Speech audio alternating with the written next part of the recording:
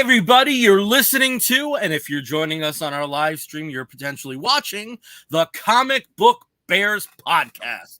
I'm Bill Zanowitz. I'm Steve Morey. I'm Caleb Alexander McKenzie. And we are your hairy, heavy homos that talk about comic books, but you don't have to be a hairy, heavy homo to listen in, or as we said, possibly stream in.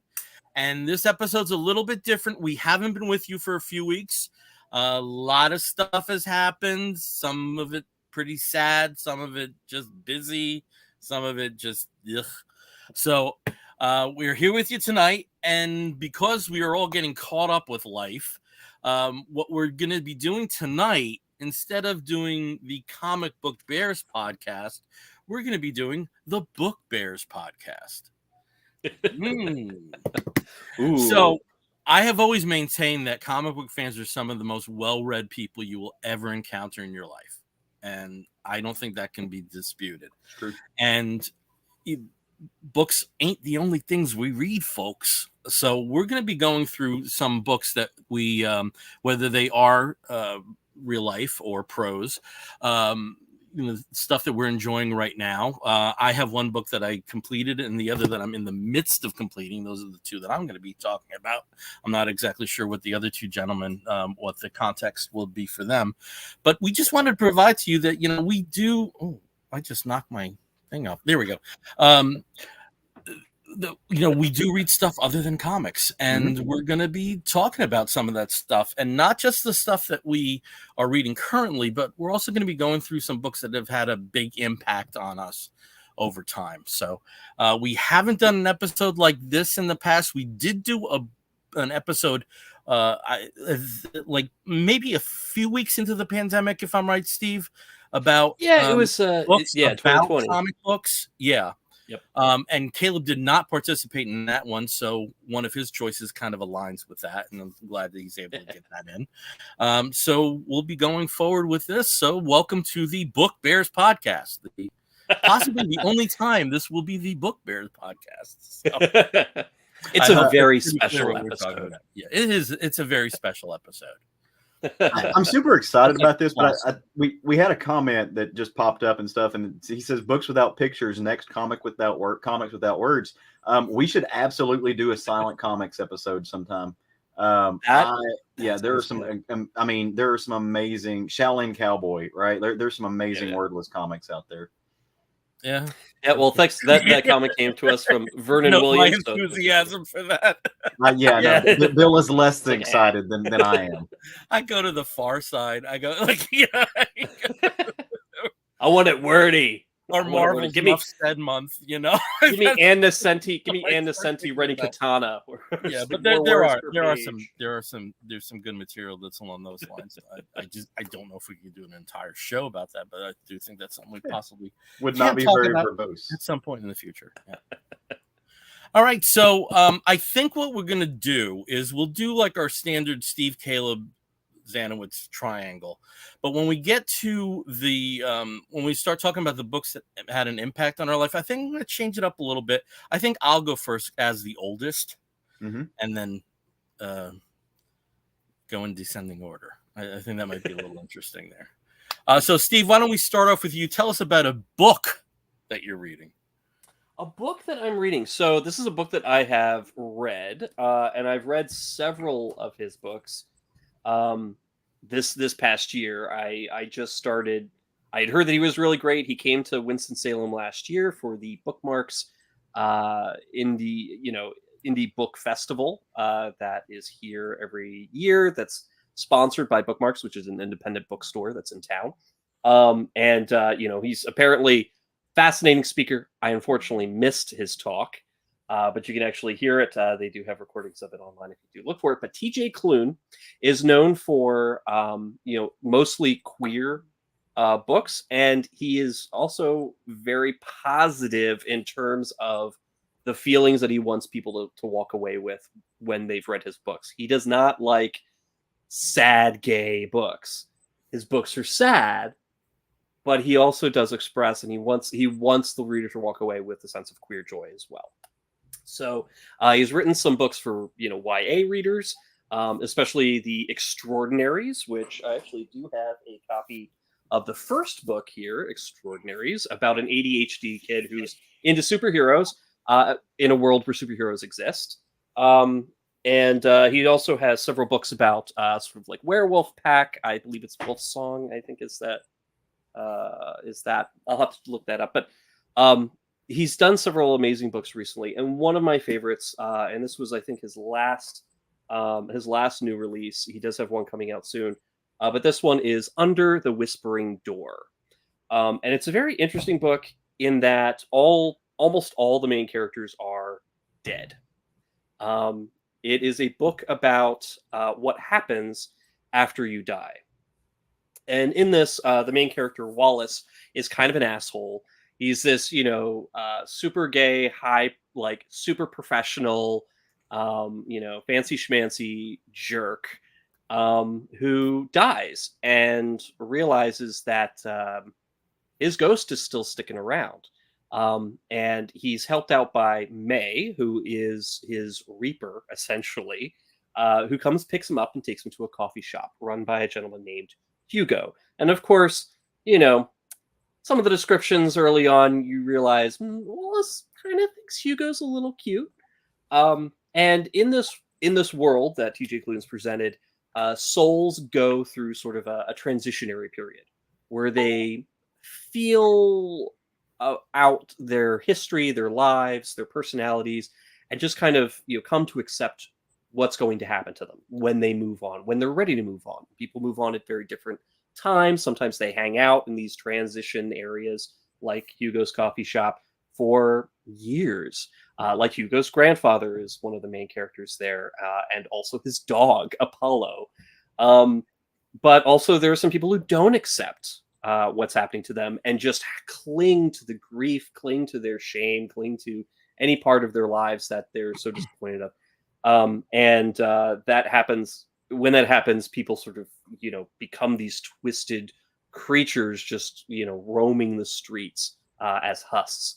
And throughout the book, Wallace kind of wavers between, actually caring about what he was in life and realizing that he was kind of an asshole, but that he is more than that he can move on from that.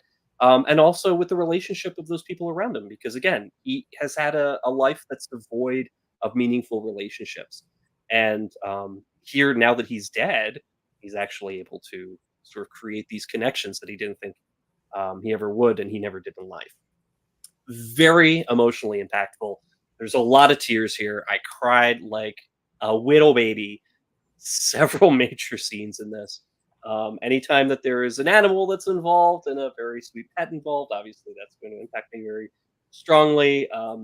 Because at the time, I had just, when I was reading this, I had just lost Marlin, who was my dog of 13 years, I think, at the time. And so it was a very tough period for me, but it helped me through it. And I like those books that really kind of allow you to, get the emotion out, to really understand that your pain is not, in a vacuum, that there are other people that have struggled and, that feel these big emotions and have a way to draw them out. And I think TJ Klune does an excellent way, is excellent doing that. And this, of course, was a very personal book for him as well, because he did lose his partner.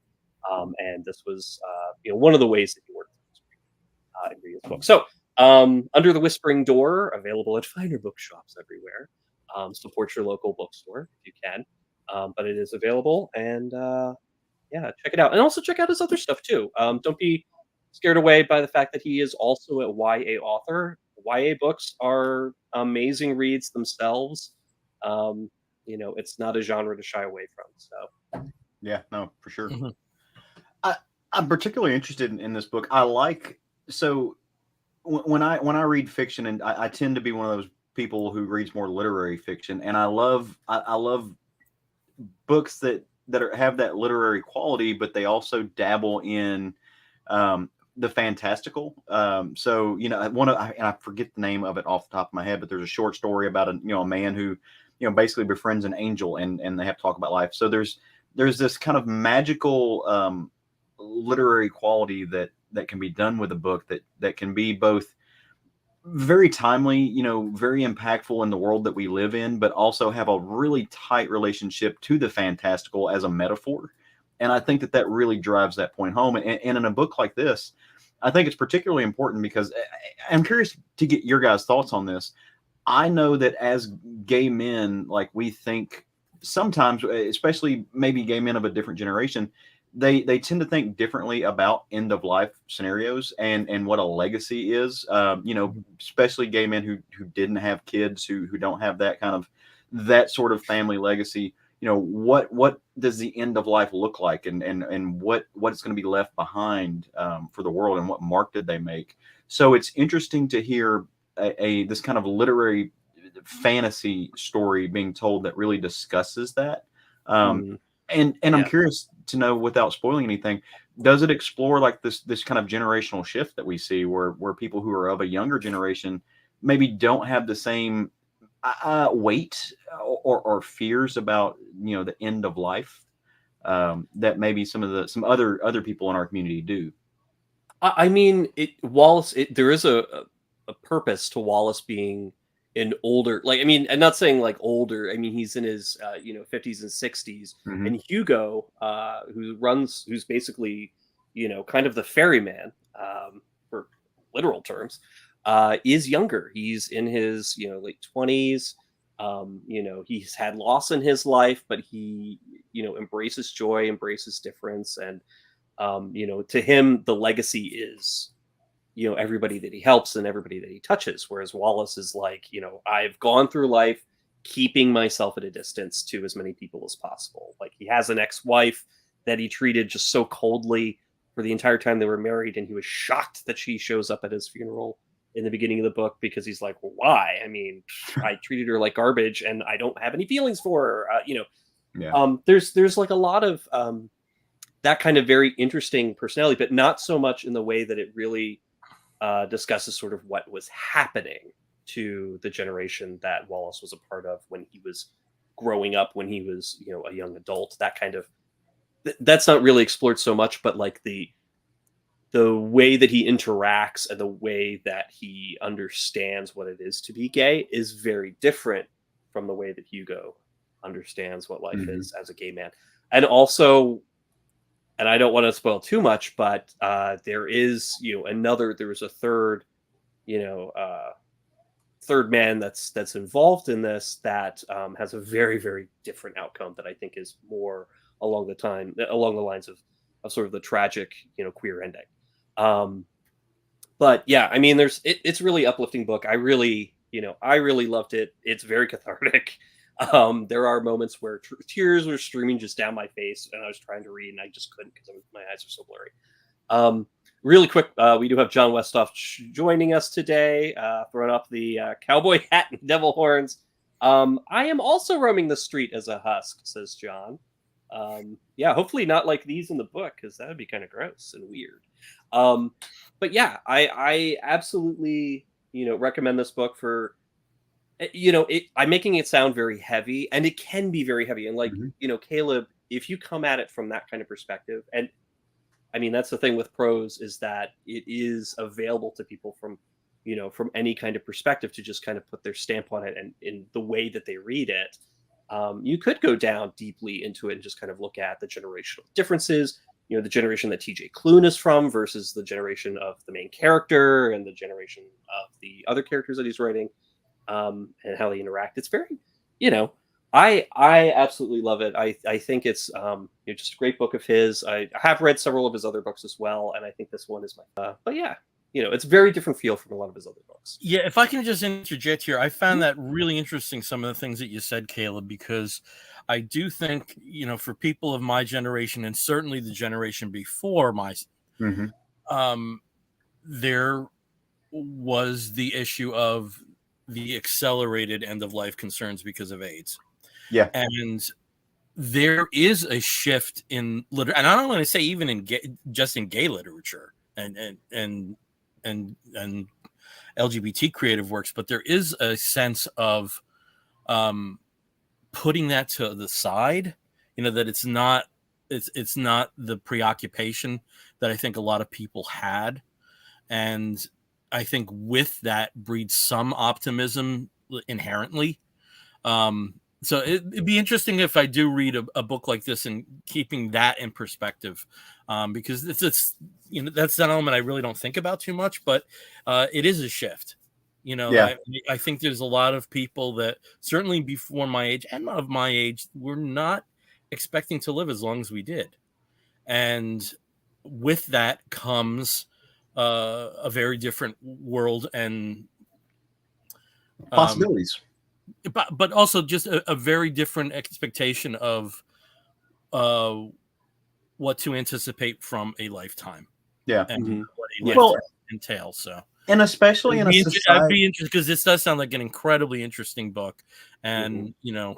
I know we've all been touched by loss, and I think I'm going to get to this one, Steve, because Yeah. it's singing to me. Yeah. It's singing to me because it also it sounds multi-generational in Mhm. perspective, and I always love stories like that. Yeah. Yeah. And it's interesting because the book that I got, somebody else sold me on, so maybe we're selling people on this stuff. I do really want to check this out. Yeah. Give these authors money.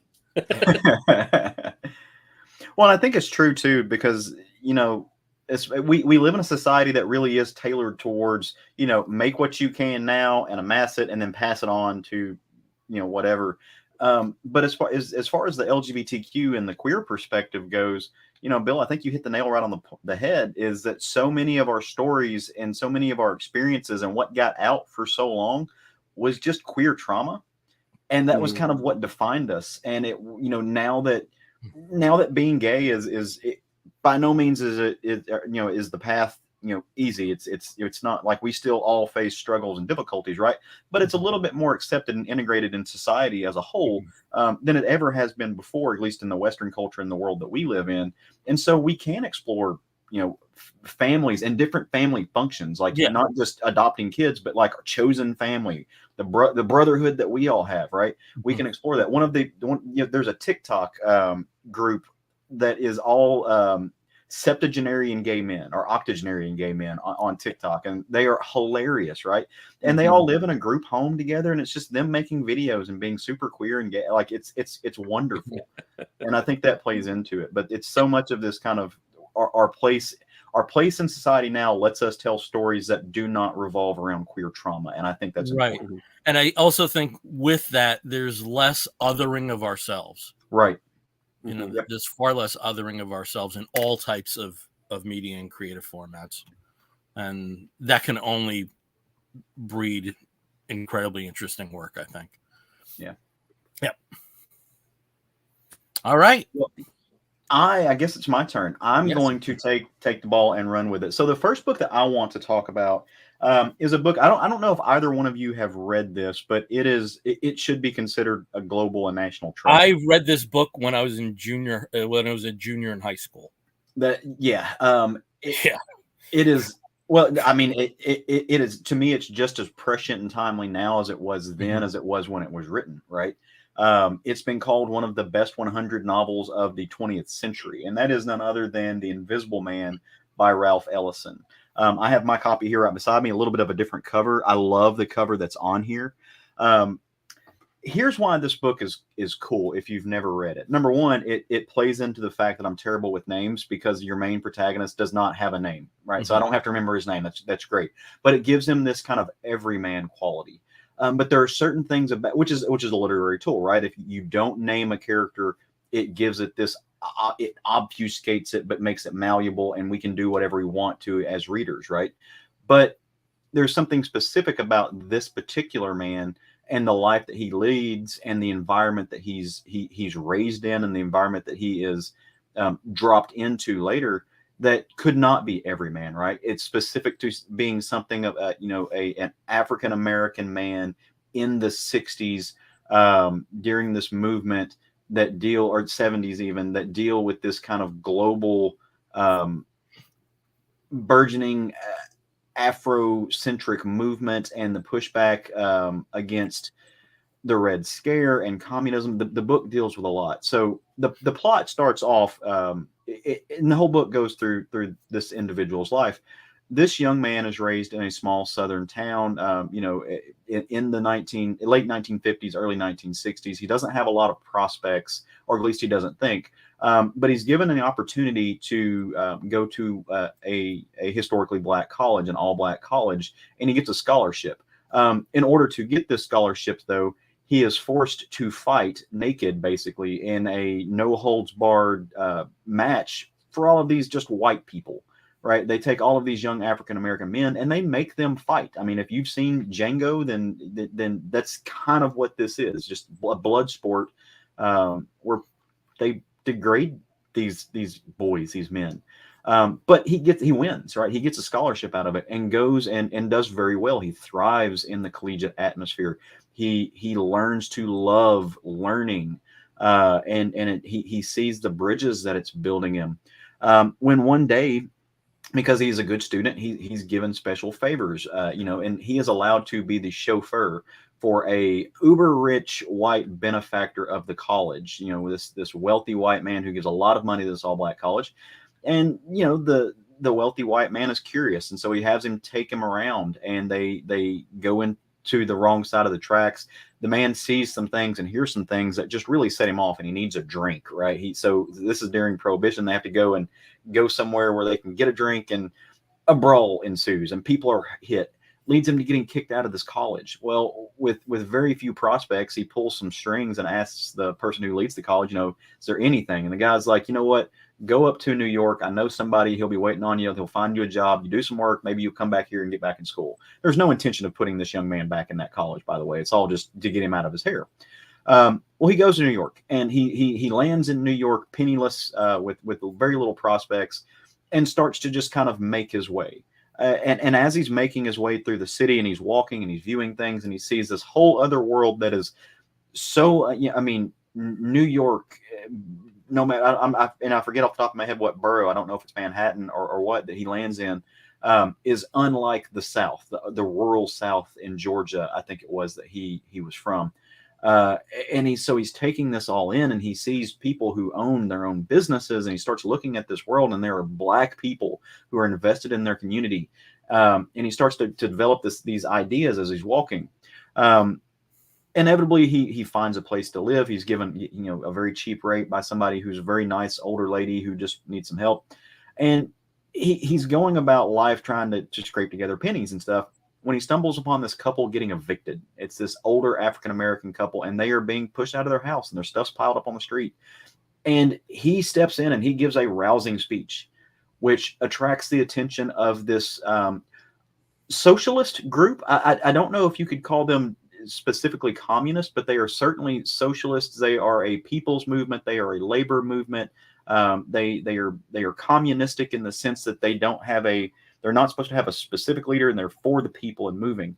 And he becomes you can call it a spokesperson, you can call it a puppet, right, for this group, which puts him at odds with some black nationalist movements and a lot of things that's happening in the city at the time.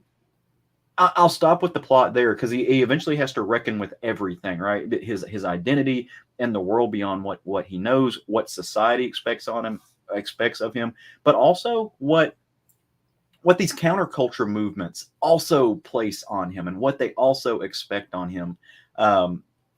It is a fascinating glimpse into American history, at least from my perspective. That's told through a lens and a viewpoint that I don't think a lot of literature really has tackled, for a variety of reasons, right? And what Ralph Ellison is able to do, the pulse that he's able to tap into, the fact that he can deal in a predominantly black story, but he can deal with nationalism. He can deal with the economic, the manufactured economic crisis of poverty that we have in this country. He can deal with these kind of global machinations of democracy and of capitalism and of communism and the wheels that turn, and how can one thing function inside the other thing? Can a capitalistic idea, a movement, thrive in a place that's inherently, a communistic idea, can it thrive in a place that's inherently capitalistic? What does it mean for a young black man at this time to want to elevate his people while at the same time trying to stay away from Black nationalism. And I say all of this as a white dude who grew up in the South, and I don't have the vernacular or the experience to speak to a lot of the experience other than the fact that I've read the book, right? And I've digested it. And Ellison has done such an amazing job about taking this and writing it in such a way that it can be absorbed and understood by people who don't have that shared experience, who have never been there, who don't know what it's like to live in the 60s, who don't know what it was like in the middle of that civil rights movement, or who don't know what it's like to live in one of the most booming metropolises in the world in New York, or who don't know what it's like to live as a Black man in America, right? But you can digest this and he gives you a glimpse into the world, and you're able to pull things from that will hopefully make you a more worldly person or a better person.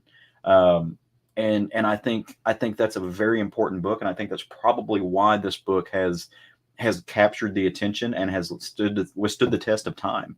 From a literary standpoint, it's fascinating. His chapters are gorgeous. They're glorious. It's a roller coaster. It is a roller coaster of a book. So, now, Bill, I know this was a year or two ago that you read this, but I'd love to hear your thoughts. I read this before you were born. And one thing I have to say is I really appreciate how forward-thinking. Again, I grew up in suburban New Jersey. I'm still in suburban New Jersey. I'll die in suburban New Jersey. I really do appreciate how forward-thinking the curriculum that I had in English classes, or a book like this was assigned, a book like Thomas Mann's Death in Venice was assigned, which almost certainly was probably my first gay literature. I think that the one thing that I do think, because this was Ellison's first novel, is it's overloaded. It is. It's overloaded, and it's. But in some ways, there's a lot of things that are outside of race in the book, which I think is the most surprising thing for people that might read this through contemporary eyes, because I do think that this is for a book for anyone who's never felt they fit in, because he does not fit into the Black community whatsoever. In this book, he is outside of that as well, and it's kind of like 7 different books in one. It is. When you were talking about the plot, it's like you just like hit like there's so many plot points you didn't hit. There's this incredibly intense period where he's working at a paint company which is known for its white paint. They're glistening white explosion in the boiler room, which is almost like John le Carre. I mean, it's a thriller at that point, and then there's a big tonal shift when he becomes more ensconced in Harlem. And I do think it's worthwhile to read. I think people should be prepared for it. It's definitely a first novel, because this may have been in his head the only time he would ever have the opportunity to address these topics. So it does have that feel, and it for me it always was overloaded. But it's also, even in 2023, a worthwhile read. So I completely get that. I don't know. So I like the word overloaded. When I was reading this, I was thinking overwhelming, right? But I think maybe that's purposeful too. And I agree with you. It was, there are aspects of it. It's like, okay, he threw everything in the kitchen sink at this. But to that end, though, you think about what the effect that has on the reader, the anxiety. You don't know where you're going with it. Is this? And we're so used to, right? Like either because our educational system teaches us that way, or it's just easier to hold on through a byline through a book. We're so used to reading a story about one thing. The story is about gayness. The story is about race. This is an economic story meant to be read through a Marxist lens. I don't know at the time that Ellison wrote this that there was any kind of conceptualization of what contemporary thinkers would talk about the intersectional basis of these things, right? People like Bell Hooks, who talk about intersectional feminism, where race is inherently tied to this cis gender heteronormative patriarchal notion of everything that plays into our economy and our capitalism and imperialism and stuff, and how these things overlap. And I wonder if he had have had that vernacular, if he had have had that language, if the story would have been different, because that's inherently what he's telling. He's telling you how all of these things play together, and that they affect, and it's like a series of dominoes that it is impossible to separate them once they have fallen over and toppled on each other. And to me, I found that fascinating, and it kind of had this kind of a fractic effect on me while I was reading it, which I really appreciated, though. And for some people, I think it can be, like you said, over saturated or over whelming to a point. But I think that that's purposeful to a sense. Yeah. One thing I want to address with you, and I just want to see how you interpreted this. Because it's not a book that's enjoyable. It's not an enjoyable read whatsoever. The one aspect that almost borders on that is he's continually being mistaken for this gentleman named Reinhardt. Yeah, who is not exactly like not exactly a do-gooder. Let's put it that way. No, but he's everything, right? Like he's everything, yeah. And that was the one part of the book that ventured, kind of touched on enjoyment in that, right. At least from the reader's perspective. But it's also one of the most potent elements of the plot line of having to answer for something you didn't do. Well, and at that point, it turns into a mystery, right? Like he takes this almost Walter Mosley flair to it, because you're trying to figure out who is Reinhardt. Like he is Reinhardt is a pimp. Reinhardt is a drug dealer. Reinhardt is a street preacher. Reinhardt is a businessman. Reinhardt is a family guy. Reinhardt is a criminal. He is everything, depending on what block he goes to. And I think to that point too, the preacher as well. He is. He's a minister. He has a flock, and I think that's showing you how, in a place that is this big and this packed with human beings, how you can be anybody from one block to the next, dependent on how you present yourself, and you can get lost. Right? You can have so many personas that you can effectively disappear by being apparent. And I thought that was really cool, especially in a book that's called The Invisible Man. Right? Yeah. But with also the added component of race and the added component of stereotyping, even within that community, even within your own community. It's a loaded book. It really is. Like there's stuff coming back to me now. Well, and there's no like blatant and inherent line of queerness in the book, but the book is very queer, right? But like you can read queerness into it, especially if you're reading it through a queer lens or like a Marxist queer lens too. There is an underlying queerness to the book, kind of like I would equate the underlying toe to a book like If Beale Street Could Talk by James Baldwin. There's or even maybe Go Tell on a Mountain, which I think is more elevated in its queerness and the fact that the kid's thinking about the things he's talking about, but it's never explicitly stated or explored. And James Baldwin didn't really explore queerness in a novel until Giovanni's Room, right? But it has this kind of subdued underlying queer tone and theme that is pervasive throughout the book, in the way that it talks about gender and dynamics and stuff too, that I thought was really impressive. Okay, cool. All right. This is the kind of shit I geek out on. I don't know, maybe. Steve, as you can tell, is this a book? No, I have not You've read never this. You've never read. Sorry. I only just learned how to read. That's why I read comics, because of all the pictures. Yeah. But this sounds like a wonderful book. I actually, Ellison was not in my school canon. It was not something that sort of came up much at all. When I was looking at literature, so it's definitely something that I probably should be picking up. Because Baldwin, obviously, yes, but Ellison, no. So I mean, and just given the time period, it's almost like it almost caps off, because it is like the very early 60s. It almost caps off that, it almost provides a coda in some ways to things like Catcher in the Rye and On the Road. It definitely, just like Pet Sounds fits in with the Velvet Underground and Nico and the First Stooges album in a weird way. This is kind of like that on the other end. Sorry I made a musical analogy, but it's that's how dare you? Amazing. Yeah. Okay. For my book, this came to me by a very strange route. One of my favorite TikTok, Instagram guys is a gentleman named Baker Reeds. That's his handle. His name is Bradley Baker. Young guy, 27, cub, deep voice, queer, adorable. Yeah. And he provides these videos with these very brief recommendations for things that he's read, and he usually categorizes them as the books that freaked me out the most, the books that stayed with me the longest, the books that were the saddest things I've ever read. So he always, and it's, for the most part, horror.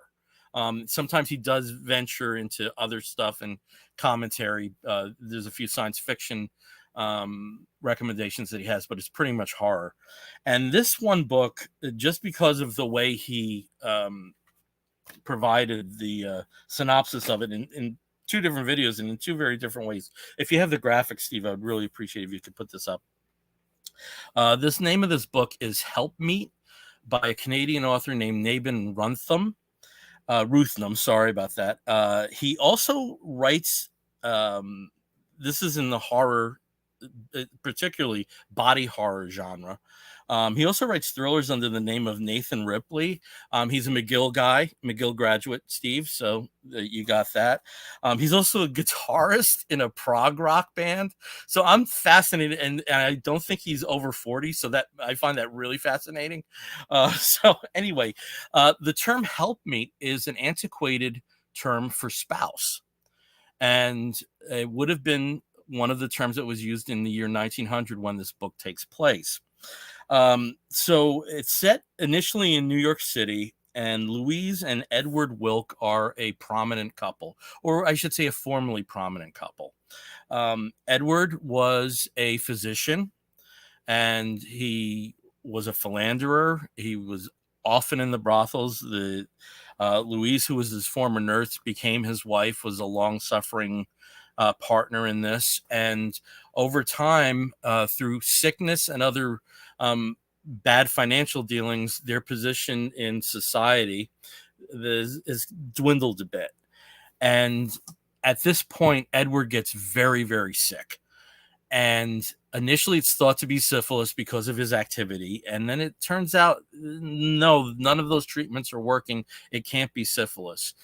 And Edward, in part to run from creditors and to get out of the society that they were once part of, which they still have ties to, decides that he is sure he's going to die, and he wants to die in his ancestral home up in the woods by Buffalo, New York. So Louise, who is kind of a powerhouse, when she's given the role of caregiver, basically takes over everything. And what we are subjected to in the, I would say, like, at the almost like 20% mark of the book, is some intensive body horror, because Edward's body is letting him down. You mentioned the term husk, Steve. You don't know how much alignment there is with that. I don't want to spoil too much, but the malady that he's contending with is possibly occult, is possibly magical. And at the same time, it may not be a case where he's dying, but that he's transforming. And this touches on a lot of things. And the most amazing thing through this is that it's a romance. It's a love story between these two people. And there's an ending that my mouth dropped. And even with that, because there's things I just cannot give away, because it would so impact your reading experience on this. It actually has this insane feel of like a silver lining to what's happening to Edward, and how it's weird, because it's not necessarily a story about codependency, but it's a story of devotion and of possession and of becoming one with the person that you love the most in the world. The best horror stories, they kind of force you to look at the world a little differently. and there's an elegance to the writing here. You almost feel like it was written in 1900 because of a lot of the tricks that he employs. But at the same time, you know that no body horror story could have existed at that time and gotten any press. This was like it's a short book. It's under 100 pages. It's a novella, and the pricing on Kindle is appropriate. It's it's less than like $4. And this is probably the closest I've ever come to reading a dream.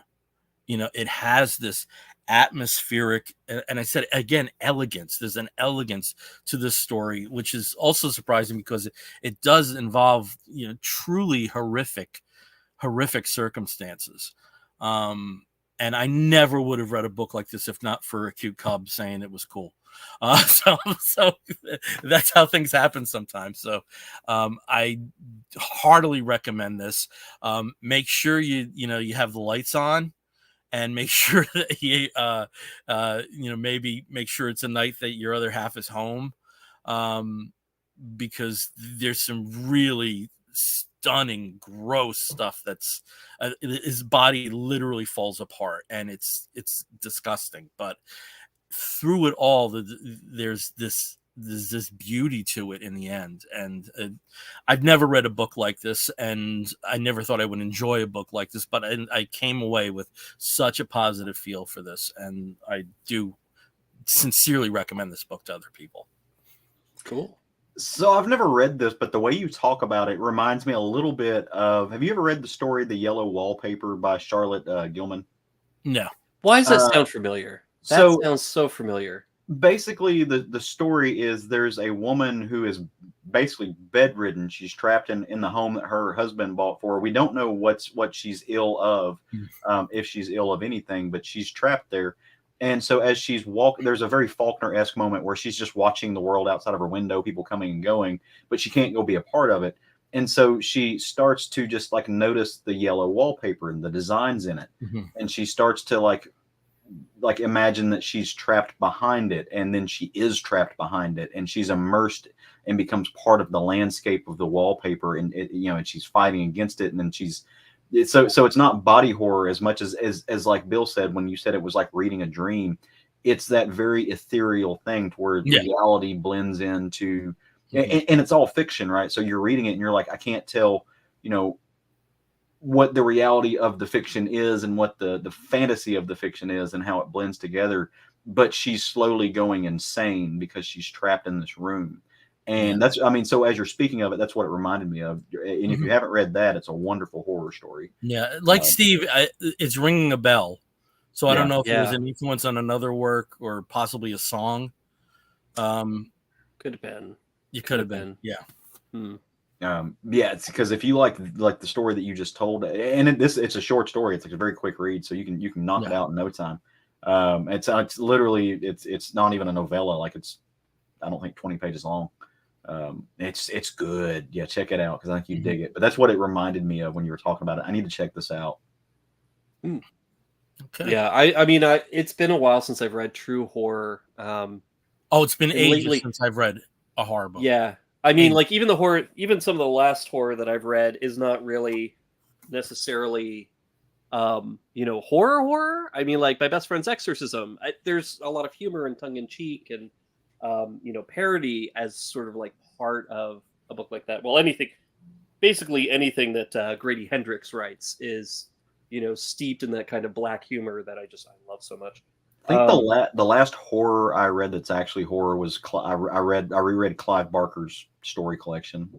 Mm-hmm. It's got like the Midnight Meat Train and stuff in it, and that's again body horror, but that's a different vibe and tone. Hold on to Clive Barker. We'll talk about that. Okay.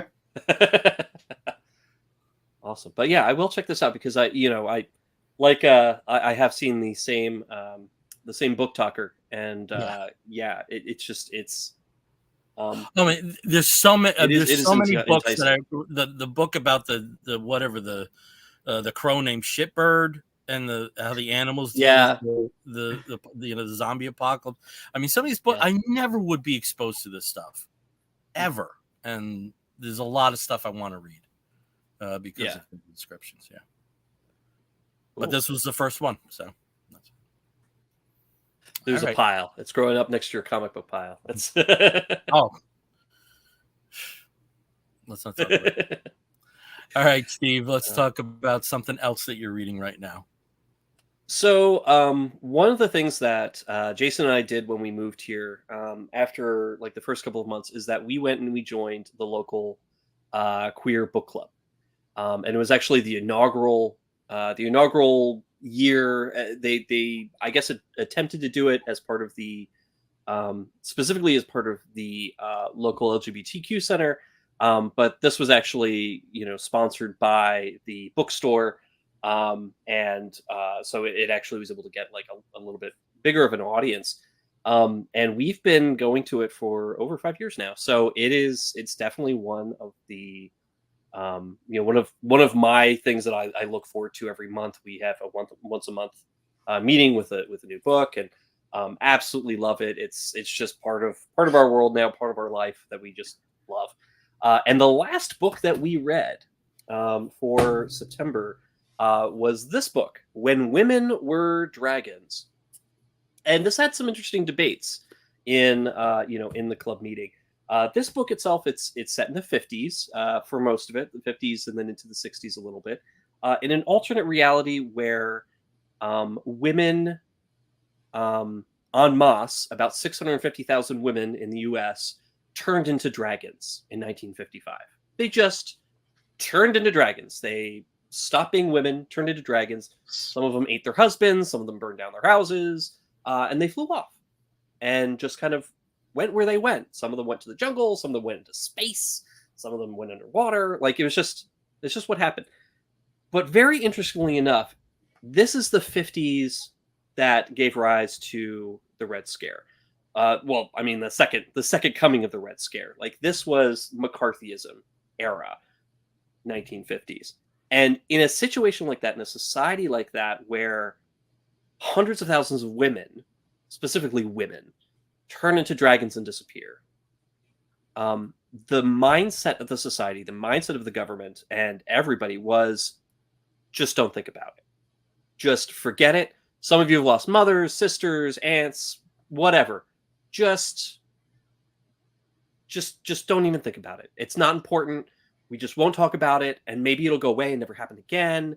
And it's very much an interesting parable for the feminist movement, the burgeoning feminist movement in the the 50s to the 60s. The second, that sort of like really, I guess, first to second wave feminism, but also the queer movements. The idea that women could be lesbian, that lesbians exist, that's in here as well.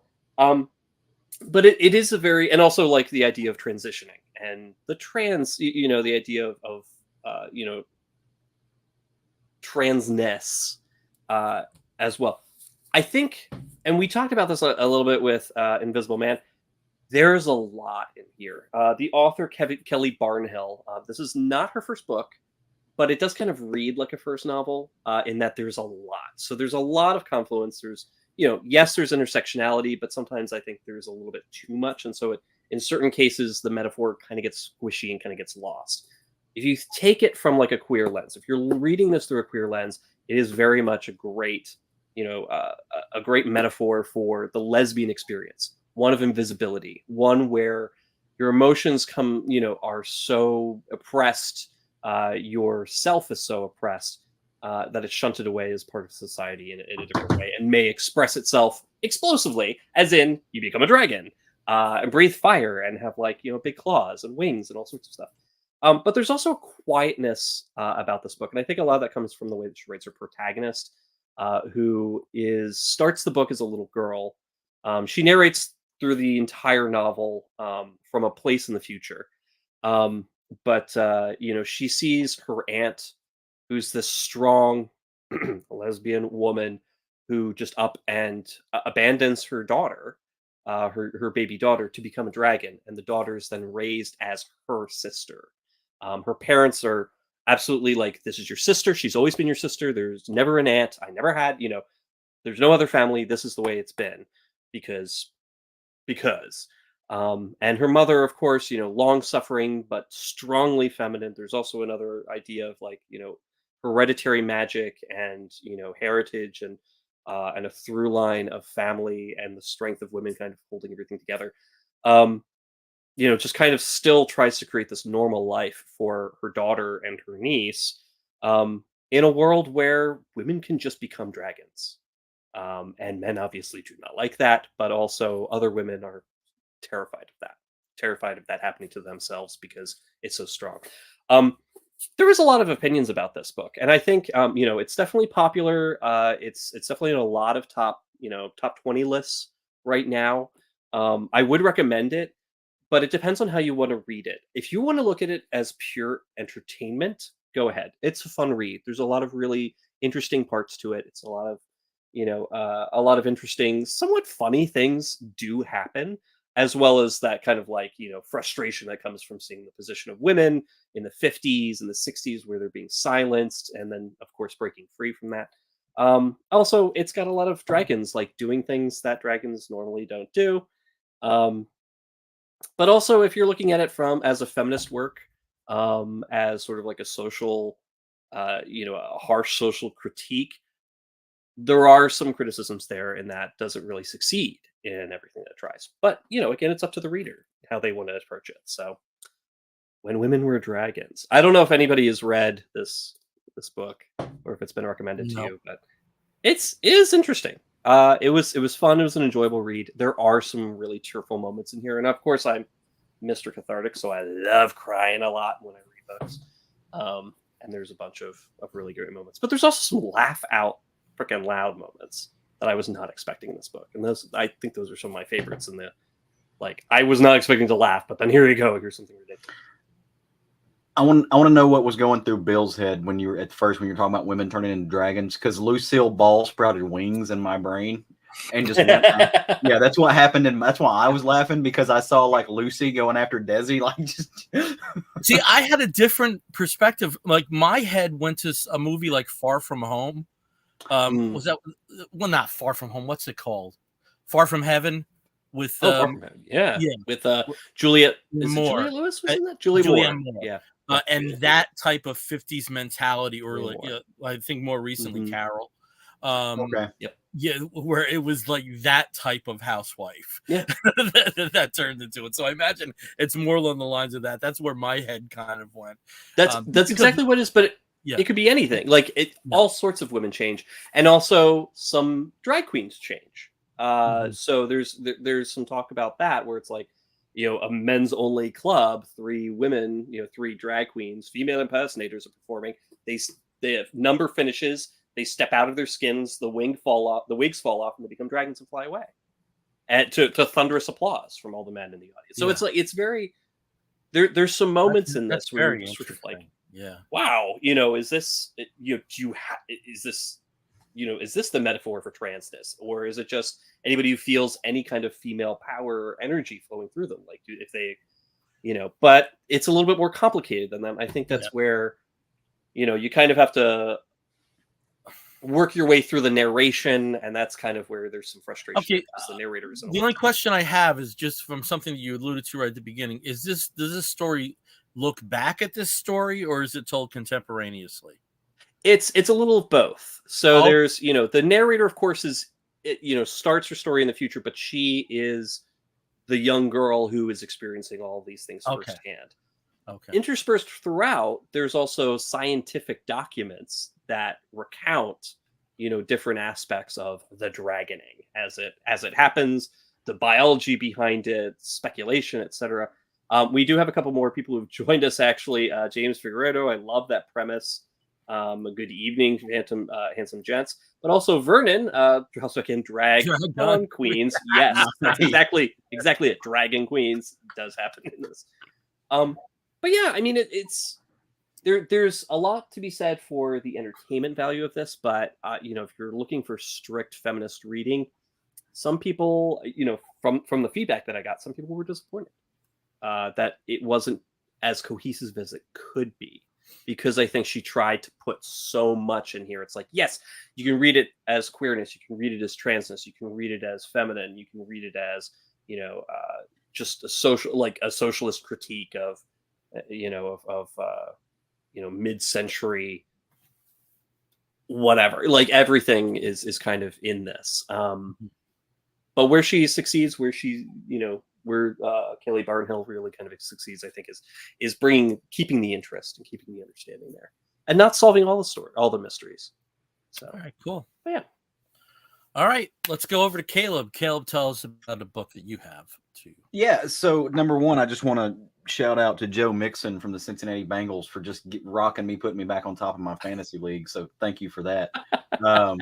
But no, so we've talked about a lot of fiction tonight, right? And I love fiction. We read comic books. We live in a world. We dive into these worlds with superheroes and fantasy and drama and everything. But nonfiction has a very special place in my heart. Like I love reading nonfiction. I really do. I'm fascinated by the way that people remember the world and the way that they recall facts and they tell these stories, because it is the story of us, right? Especially when they're going back. And I picked the two books tonight to talk about specifically because they both deal very heavily with the same time frame. They're both very much about this post World War II, leading up to the 1960s Vietnam era, this kind of window into America. They both deal with things like burgeoning communism and collectivism and the social mores of what evolved from New Deal democracy, right? One of them is dealing with made up characters, is focusing on blackness and in New York. The other one also takes place largely in New York in the northeastern area, but it's about Lev Gleason, who, if you are familiar with comics, and you should be familiar with this name, and we certainly spoke about a lot of his characters on the show, specifically the Daredevil, but Lev Gleason was a very interesting man, and he's very important to, even though he hasn't been around in a long time, he's very important to the state of comic books today. He was one of the major and most dynamic publishers of comic books, and really did help put comic books over when they were at their peak, when 70% of Americans were reading comics. That was large. That was not completely. You can't just lay that at his feet, but he played a big deal in it, right? Very much an important figure in the publication world.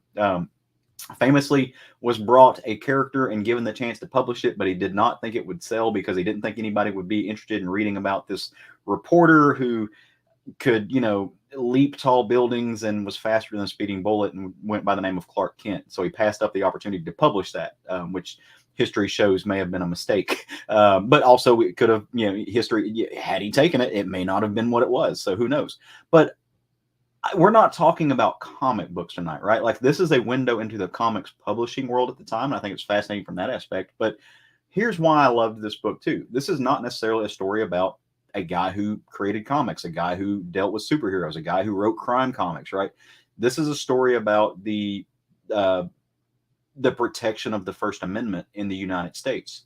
This is a story about, to kind of paraphrase, and we hear this phrase a lot now, the soul of America. This story focuses a lot around McCarthyism and the Wortham book that was brought out, and the way that comic books were lambasted and demonized as being a detriment to the young mind, and were kind of the same arguments that we hear about video games and how they just rot the brains of children and they encourage violence and this idea, so much to the point that comic books were drug in front of the mass populace, right? The House Un-American Activities Committee had major studies done into comic books, and not done in the best ways. And people like Frederick Wortham wrote this treatise on how bad they were. And even though he made up half of his facts and he committed, academic malfeasance in doing so, kind of got the upper hand for a little bit. And how people like Joseph McCarthy used these books and the connections of people like Lev Gleason with them to really stir up the Red Scare and to kind of go into censorship and to really crush socialist movements.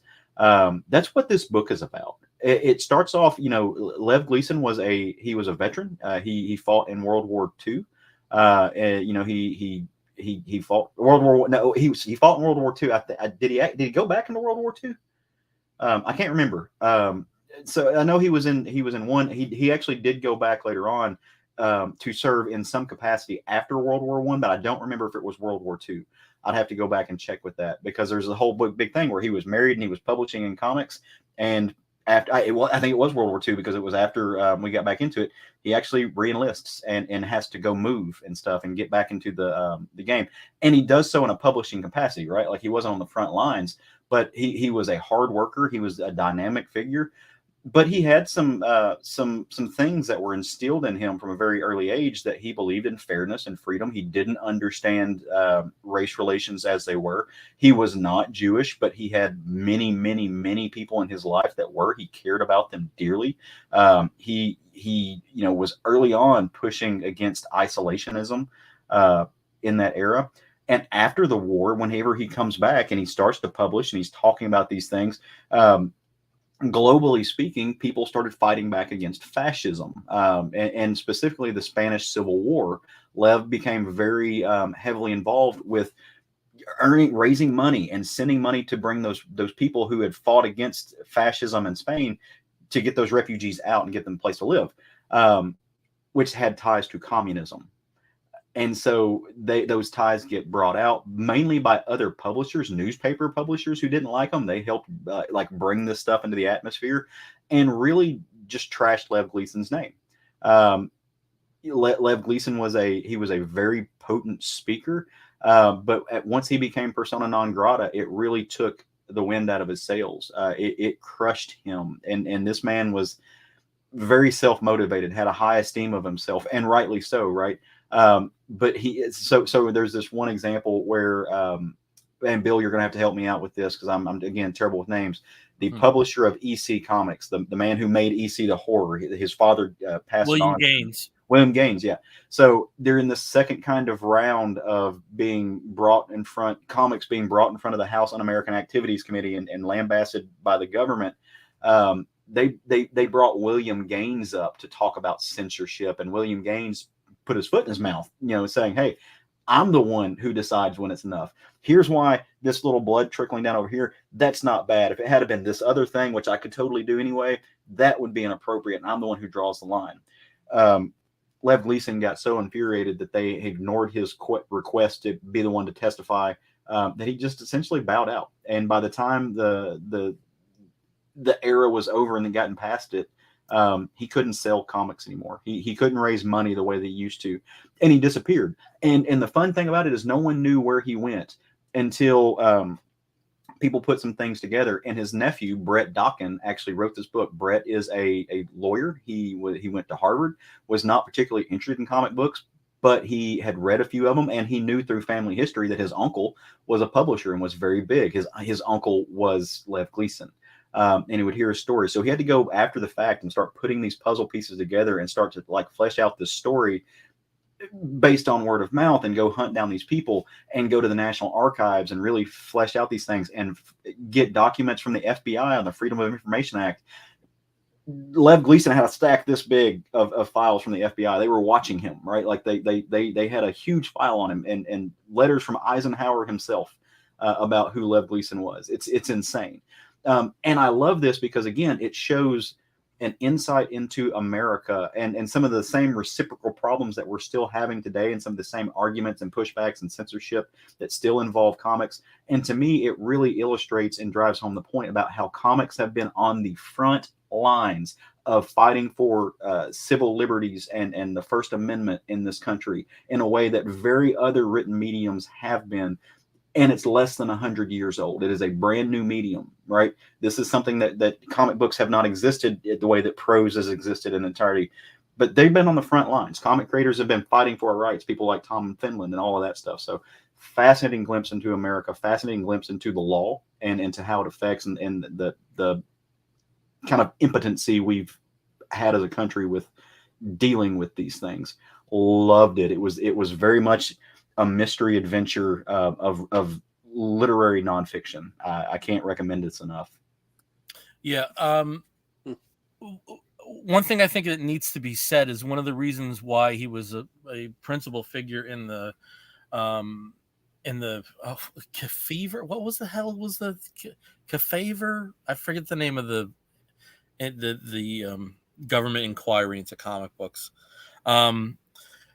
Was that the Lev Gleason Publications didn't have a big output. They had two of the top selling comics at the time, Daredevil comics. Crime and that's doesn't an pay. interesting story because Daredevil eventually got forced out of his own comic by the supporting cast, and Crime Does Not Pay, which is a huge element of post-war comic book success.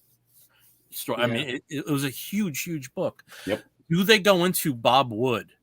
Yes, he's mentioned. That's a book in and of itself. Yeah. Yeah. Very much is. Bob Wood has talked about. All of his partners are discussed. Both his creative partners and his business partners. Yeah. His wife, who also ran one of his newspapers at the time, has a starring role in this, as well she should, and who is very much the same, very much an activist, just like he was. They get into all of that and so much more. I just did check. He did serve in both wars. He was born in 1898. Yeah. Served in World War I, and then was almost kind of like shanghaied into an officership in the Second World War on the home front. So, Bill, just out of curiosity, do you know after he quit comics and quit publishing, do you know what he went and did when he disappeared? No. I know that there's a lot of connections with his former personnel in advertising in the New York area. Mm-hmm. But I do not know, and that's one of the things where it's like, God, I want you to read this book because your eyes are going to go this big around. I'm sure they will, and that's one of the reasons why I didn't just deliberately look at some of the squibs on this, because I want to be surprised, because I heard it's like kind of not shocking, but oh my, you're just like really like wow. Really? Oh, yeah. Okay. Like, well, I did hear he went by the name of Reinhardt and was sort of working his way through Manhattan. Okay, so for myself, I am also like Caleb in that the majority of stuff that I choose to read is nonfiction. It's been that way for at least since the mid-90s. And as you see what's in back of me, there's a lot of CDs and some, Beatles anniversary albums. Accoutrement. Yeah. I am halfway through this book, according to my bookmark. Holy moly. And it's a 647-page book. So the one that I'm talking about as my second choice here is Sweet Dreams, The Story of the New Romantics by Dylan Jones.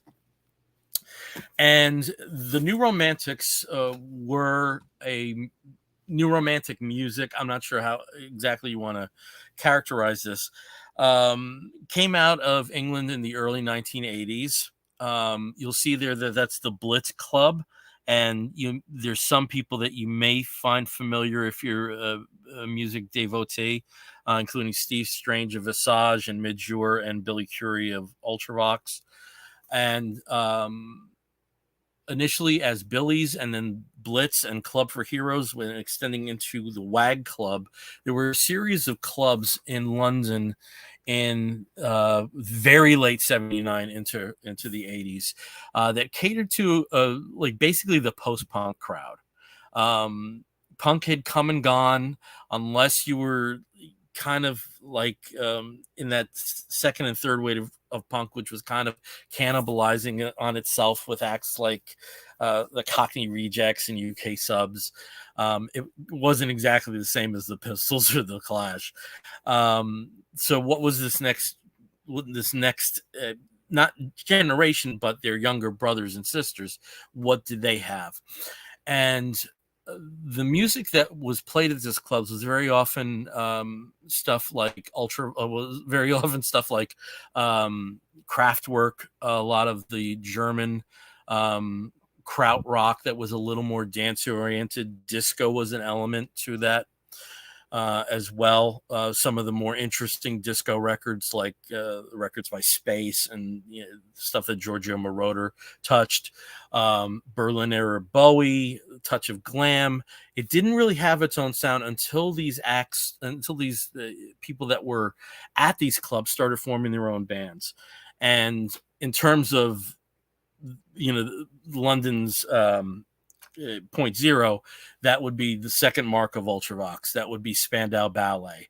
That would be Visage, which was a studio group that grew out of the relationships that were happening at these clubs.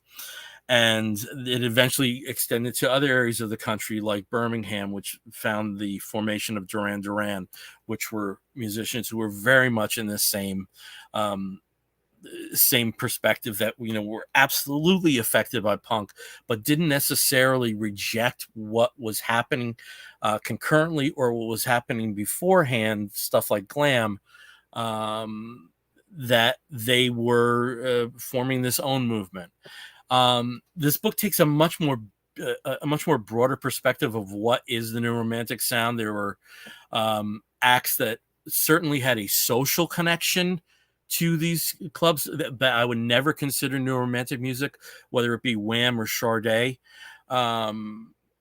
The title comes from Eurythmics, which again they bring in a lot of synth pop elements. So you do have discussions about acts like Soft Cell and Depeche Mode and other acts like that.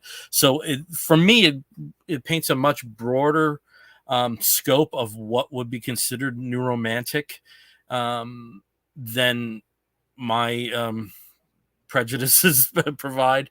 But as a snapshot of time of essentially 1980 to 1985, so far it's been a fascinating read. And I especially love any books that give you the soundtrack in the back of recordings from 1975 up to. So, there really are very few musical movements that have a year zero. It all culminates. And as far as I'm concerned, that stuff that was emerging when I was 13, and that musically, that's an incredibly important time, man. 13 to 14 years old, there's a lot of stuff that's set when you start listening with a little more mature, with ears that are a bit more mature. And I'm not through it all, but I'm glad I'm reading it. Sweet Dreams: The Story of the New Romantics by Dylan Jones. And I mean, it's a lot. I mean, that I'm not surprised that book is, the size of the phone book. Mm-hmm. If you kids remember what the phone book used to look like. Yeah. And it's also interesting because, even though there were characters that were not queer, that were part of it, one who's actually become a pretty good Facebook friend, Chris Sullivan, they created their own culture. All these fashion was incredibly important, and so much of that had a queer influence. And of course there were, whether it be Steve Strange or Boy George or Marilyn or Mark Almond, I mean, there's a huge contingent of queerness here. But it's also interesting of the cross-sectional element to it, of straight guys in their mother's clothes.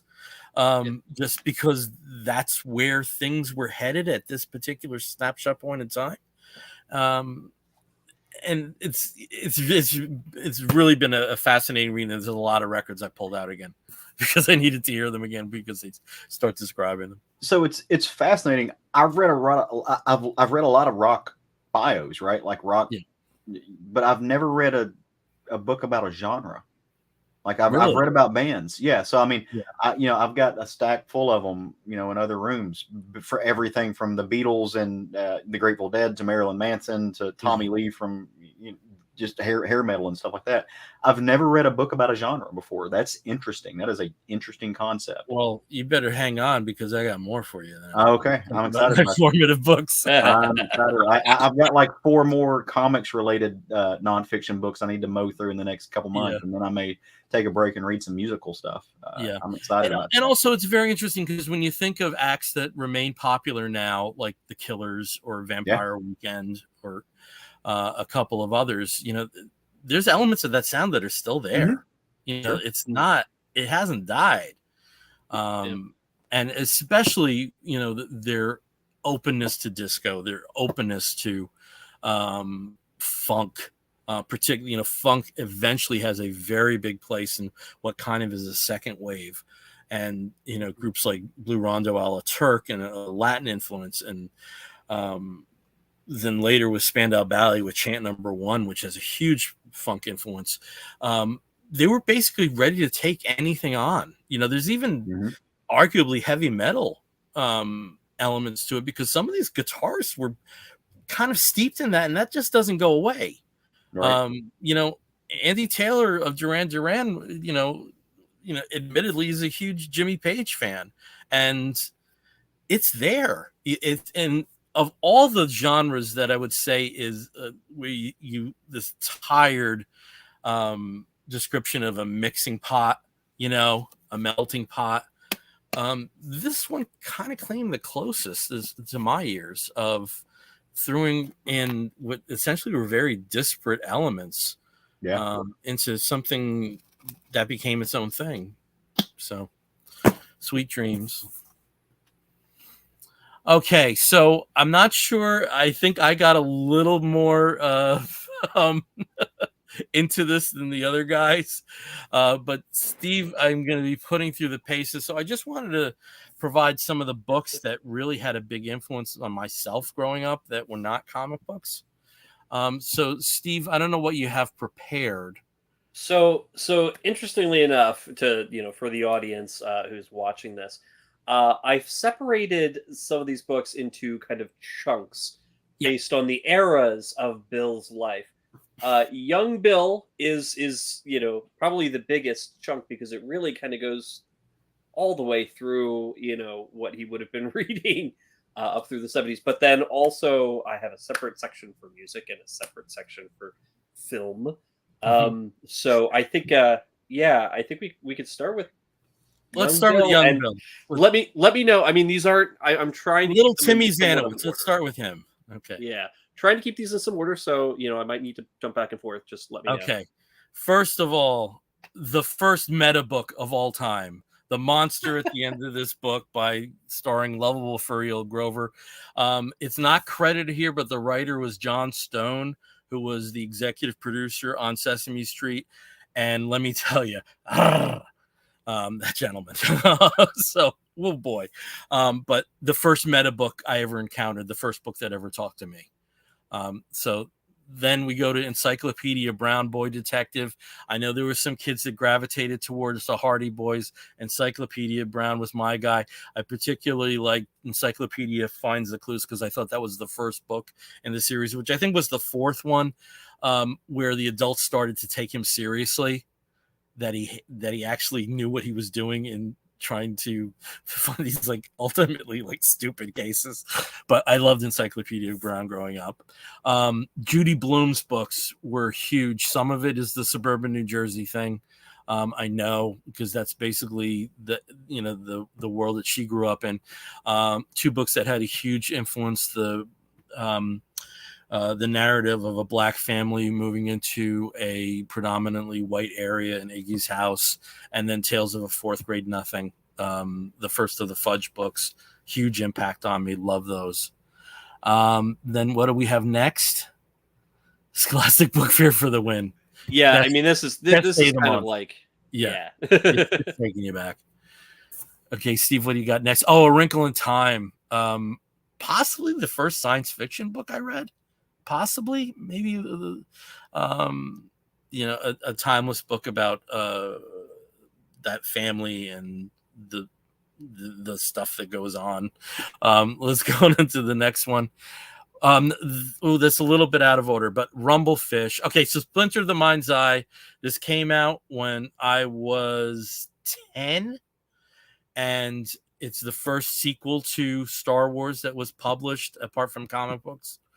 And to this day, this would be an incredible film. It has such a cinematic feel to it. Stuff they'd have to change. There's almost like a quasi kiss between. There's this intimacy between Luke and Leia in these caves. But the whole thing with the caves. Oh man, this is such a good story. It's a shame that doesn't go back. If you can go back a little bit, Steve, just because it was when we're talking about books that are considered young adult that have some potency, S.E. Hinton's book, The Outsiders and That Was Then, This Is Now are, probably the most prominent ones. But for me, it was Rumblefish. Yeah. And to me, this is the one with the closest to a queer sensibility. If we can go forward back again, Birdie. This was the first real adult book I read. The author, William Wharton, did not publish a book until he was 53. And it is a book that, though it's about two young men, it's about the benefit of a mature recollection. And to this day, there's a line in the book very early on when Birdie shits at the semi-hard mass. For a 12-year-old to read that, it wasn't anything I was used to.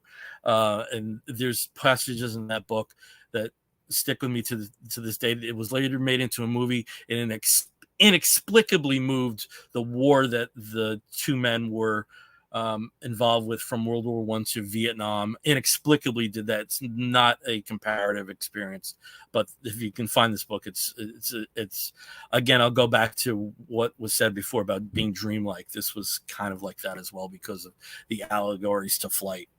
Then what do you got next here in my these are a little out of order here, Steve. The Amityville Horror, A True Story. Probably not, but I'm a child of the 70s, and that just hit me hard. Lots of cool stories that I've talked about before in the past on the show, but definitely a book that hit me. Into college, Beloved, which you had up there. Steve, these are all out of order. Beloved was a book that was the first time I really it was the first time a book really sang to me from a culture that was not mine. Beloved by Toni Morrison, a stunning book. I love all of John Irving's works, whether it be Garp or the Cider House Rules. There's a lot of stuff. The one that I think is the most interesting because it's the most insane group of characters, and that it is a family of these insane characters gives it such added potency. The Hotel in New Hampshire. Really love that book. Jaws by Peter Benchley. Again, child of the 70s, mandatory reading. Even if you saw the film, you had to read the book, because there's all kinds of stuff in the book that's not in the movie, like a romance between two characters and just more specific information about shark hunting. And it remains a great read. Les Miserables. Okay, so this is probably the only true classic that ever really resonated with me. And again, some of it was the exposure to the musical, but since it did have the since there was a renewed interest in the core storyline of Les Miserables, we did get a more complete and unabridged versions that were easier to get. It's tough to get through this. There's a sequence that's like almost like 40 pages about the history of the Navy in France. It seems to come out of nowhere, but it's a rough read. But it's an expansive read, and it's an epic, however you look at it. And probably in terms of pre-20th century literature, probably my favorite. All the President's Men, again, child of the 70s. My parents did not understand why I wanted to read this book, but I did, when conspiracy theories were fun. And, with that, a lifelong interest in true stories and nonfiction. All right, so we can move on to music. Okay, music. Okay, so the first two I believe you're going to put up are The Beatles Forever by Nicholas Schaffner, and then another book by the same gentleman, The British Invasion. These were books that made me a fan for life of the Beatles, and then subsequently the other groups that were part of what we call in the States the British Invasion. They don't call that in England because they didn't invade their own country. Basically called the beat music era. Some other names as well. Interesting factoid about Nicholas Schaffner: he was a very early AIDS casualty, died in 1981, with a connection to the steward. He was a key component in figuring out the original AIDS trajectory of infection. And also, interestingly, from my hometown of River Edge, New Jersey. So there were a lot of things that spoke. Now, Caleb, you were talking about genre, that you don't really have books about musical genres, and they're mostly about the acts themselves. This is one I heartily recommend. It's England's Dreaming by John Savage, which goes through the punk movement in the 1970s in the UK. Again, it comes from a perspective that none of this was in a bubble. Of course, there were elements from the 1960s and the garage bands that influenced, of course, the New York bands that, almost immediately preceded the punk phenomenon in the UK. But just a smart read, and one of these books that I can't imagine somebody reading and not wanting to investigate some of the music that's described within it, and absolutely great back material in terms of the discography that's recommended. And this is just a favorite. This is Punk Diary. This is by George Gearmark. He is someone who was a fixture in Texas radio, and he put together what basically is a day-by-day guide to punk music in the UK from 70 to 79. Helps to have some more than a little basic understanding going in with this book, but it's one of the most fun reads I've ever had. So in terms of another book that is a band-specific one, this is Records of Civilization, the story of Coombe Transmissions and Throbbing Gristle by Simon Ford. Throbbing Gristle basically were the originators of what we now call industrial music, and their story is fascinating and epic and sexy and unhinged, and this really is an amazing tale of a group that had a huge importance on the trajectory of music, though you would never know it from listening to them. I wonder if Simon Ford had much to do with the documentary that came out. I think it was 2 years ago. I don't think he did, because but there's actually there's that one, and then there's also one that is from like a fairly like exploitative label called Chrome Dreams, but it's again, industrial music. It's centered on Nine Inch Nails, but the prehistory, which does cover Throbbing Gristle, excellent treatment in that. Okay, then I guess we're gonna go. Is the next thing film? Yeah, sure. Yeah, okay. So film, I'm a huge classic film fan, and a lot of that in the pre-video era, where you had to go to video stores and rent, and didn't have TCM and didn't have a lot of other things at your fingertips. You needed, and didn't have Wikipedia, you needed material like this. So these are 4 books that were really important to me. Cary Grant, A Touch of Elegance by Warren G. Harris. Most of the books about Cary Grant relate to either his film craft or his influence as a fashion icon, or their personal stories from like his last wife or his ex-wife Diane Cannon, or their daughter Jennifer, or they're a bit salacious. This one covers this basically is the distillation of all of that. They don't shy away from the gay rumors. They don't shy away from his use of LSD as a therapeutical device, but I found this one to be the most balanced, and it's an excellent read. Love this book. One story that is just lost to time is the story of Clara Bow, who was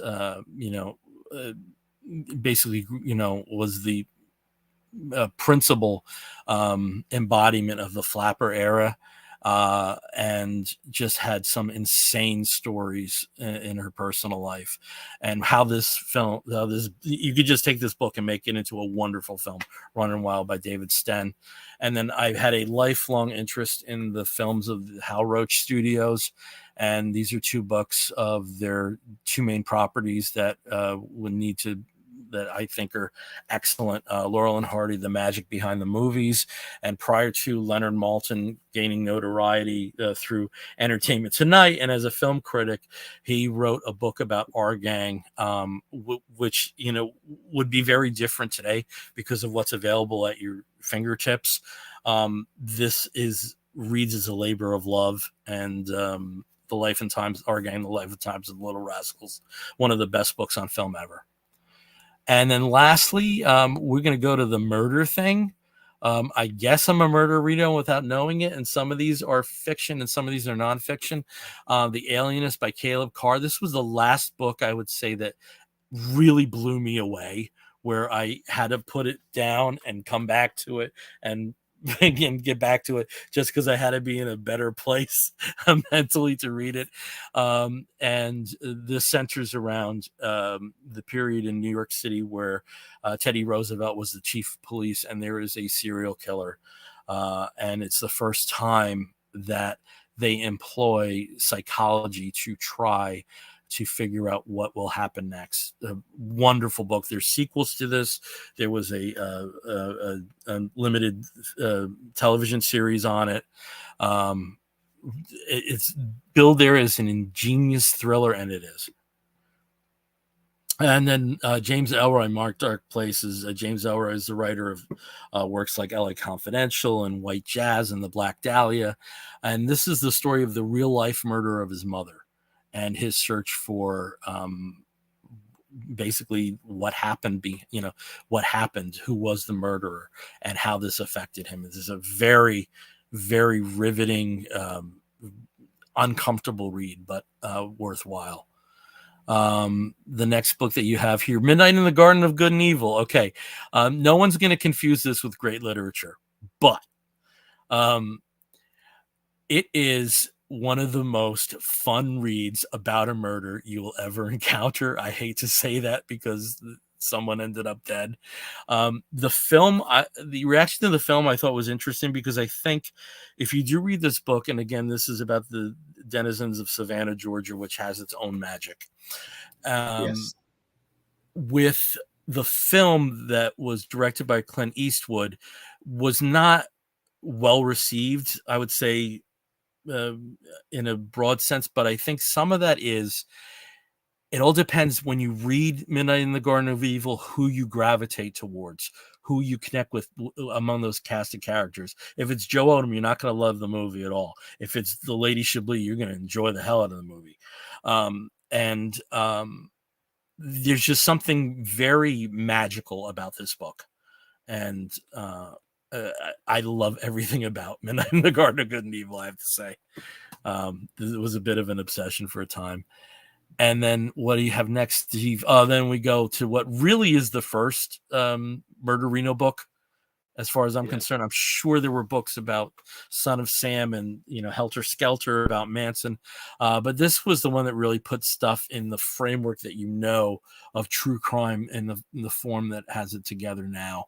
And that's Zodiac by Robert Graysmith, which is still, as far as I'm concerned, even more than Jack the Ripper, the great whodunit. The great unsolved serial killings in the Bay Area in the late 60s and early 70s. And speaking of obsession, I think this is one where you continue, like this continuously comes up, I think. When, when we talk about murderino kind of things, it definitely does pop up a lot because there's so much that kind of calls back to the investigative techniques, the way that the serial killer, that the Zodiac killer spoke with the police, and like that game that they were playing back and forth, and like the power of the media and the influence of the media when all this was going on, and how I mean it almost is proto social media.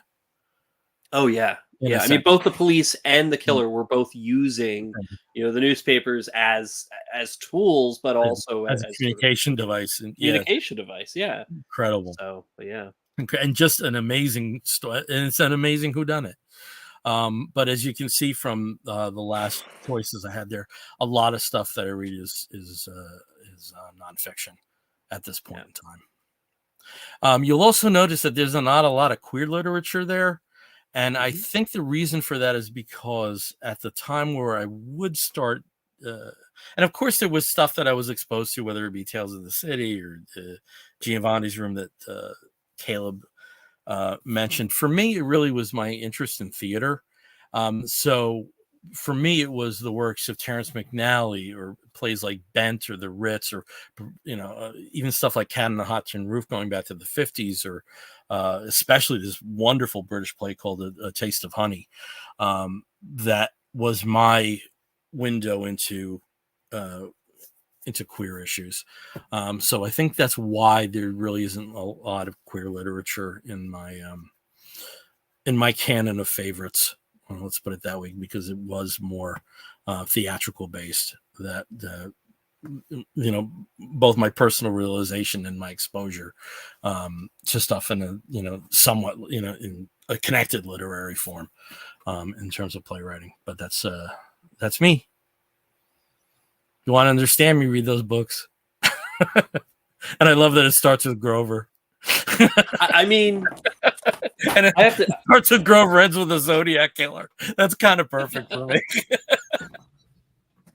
I mean, I have to say, I think mine would start with Grover as well. If I had a copy of that with me, I would definitely say that was one of my first influential books. It's just sort of like understanding. Wait, oh my gosh, this is a concept. There's a concept here. It's not just sort of like, this is what words look like. Yeah. These are. And I do worry that I may have skipped some descriptions because it was, again, this is also an audio podcast. When I was describing when conspiracy theories were fun, that was when we were talking about All the President's Men by Woodward and Bernstein. I may not have gotten the title in there, so my apologies for that. I think you did. I think you did. Yeah, All the President's Men. Good. Okay. Talk about next one. Okay, so I'll just talk. I'll kind of do the same thing. I've got eras. I'm doing my Taylor Swift thing. So where Belle started off with Monster at the End of this book, and the works of Judy Blume and Beverly Cleary was also added in my canon as well. I also was a weird kid. I learned to read pretty early, but I was also kind of a loner. Me too. So I loved. Yeah, I loved. How early? I was reading by 4. Yeah. We probably have that all in common. I'm certain we were all early readers. I remember, one of my early school memories was preschool, where, my mom was getting a talking to from one of the teachers about how, like, I wasn't playing with the other kids because I was just too busy, like, off reading on my own. Like, they had to take the books away from me so I would, like, socialize or something. So, in any case, one of the things that my parents would do, sort of as a treat, like sometimes, if it was like a special day or special occasion, we like Toys R Us or something, it's like, and get to look at toys. I was one of those kids that loved going to Walden Books. And it's where I bought when I was exactly, yeah. And when I was 5 years old, my parents were like, hey, you need to pick out, it's your birthday, you need to pick out a book. Actually, yes, I was 6. You need to pick out a book that you really, really want. And of course, that book was the illustrated Poe. Was the book that I was like, I need this book. Illustrated, of course, by Greg fucking Hildebrandt himself. So gorgeous plates that really kind of like illustrated a very, ghoulish sensibility. And I don't know, obviously this makes good radio, but there are some beautiful works of art in here. But of course, the main meat of this is Edgar Allan Poe. And like, it's his collected works. So you have The Raven in here. You have The Fall of the House of Usher, soon to be a Netflix series. Mask of the Red Death. And this is stuff that I just I ate up when I was 6 years old. Like, I would read The Pit and the Pendulum over and over and over again. Cask of Amontillado. I love that stuff. And in fact, I love this book so much. I've had this book with me my entire life. And I actually practicing the letter L's in the back of this book. And Miss Lesham, who was my first grade teacher, because I loved writing her name because it had like the curly L. I mean, like, this is the kind of stuff. Oh yeah. For those young people listening, cursive is how we used to write sometimes, and we used to learn how to do that in elementary school. But anyway, so that was one of my big books. I had the weird books that would come up, like Double Trouble about psychic twins. The works of Daniel fucking Pinkwater. Probably did more to my, protosexual self for anything else, because all of his protagonists and like all of the men that he talks about in his books are all just sort of like, chubby, nerdy dudes with beards. So whatever. But Daniel Pinkwater with Fat Men from Space, and the Snark Out Boys and the Avocado Jungle of Death. I mean, like these things are just wild and ridiculous and crazy, and I loved his books. And then finally, this kind of kind of talks about my weird little note here. This was an odd one that I pulled out of my school library in first grade. The Active Enzyme Lemon Freshen Junior High School Witch, which is probably the first book. Oh, you do? Oh, wow. This is one of the first books that had me in absolute hysterics from page one. And I remember sitting in the school library. The librarian had to check on me because I was laughing so hard. She was like, "What are you doing? Nothing in this library is funny like that." And I'm like, "Yes, this book is." And I found a copy of this years later, and I just keep it with me forever. But then, of course, I grew up, I got older, I started reading Stephen King and Dean Koontz, in my late 8 and 9 and 10-year-old self. And I started graduating onto more interesting things, more complex things. I mean, I read the sideways stories from Wayside School, all those stuff that you read that, in elementary school and junior high. But then I also discovered Terry Pratchett and, stuff like Reaper Man and Soul Music and, I mean, Hogfather, everything that kind of came after that. But like, this is one of the first books. And if you can see this is the format of the Science Fiction Book Club, if you guys remember that, when it used to exist. It was just one of those great things, and they had a wonderful catalog. I would order from it, and they all came in their own specific bindings. But of course, I also got into Isaac Asimov and Ray Bradbury, so the Foundation books and Ray Bradbury's Martian Chronicles. I discovered from Terry Pratchett, and from comics, Neil Gaiman and Terry Pratchett wrote a book together, Good Omens, which of course is now, everybody knows it. But back in the mid 90s, this was such a great, amazing book for me. This is actually the German edition, Ein Gutes Omen. And of course, Neil Gaiman's collection of fiction, Smoke and Mirrors, and a couple of other books. Clive Barker, I kind of got into through Stephen King, where Stephen King was very, let's face it, was very straight. And his stuff was written from a perspective of like a very, cisgendered, heteronormative dude that had like a lot of crazy fantasies and did a lot of cocaine.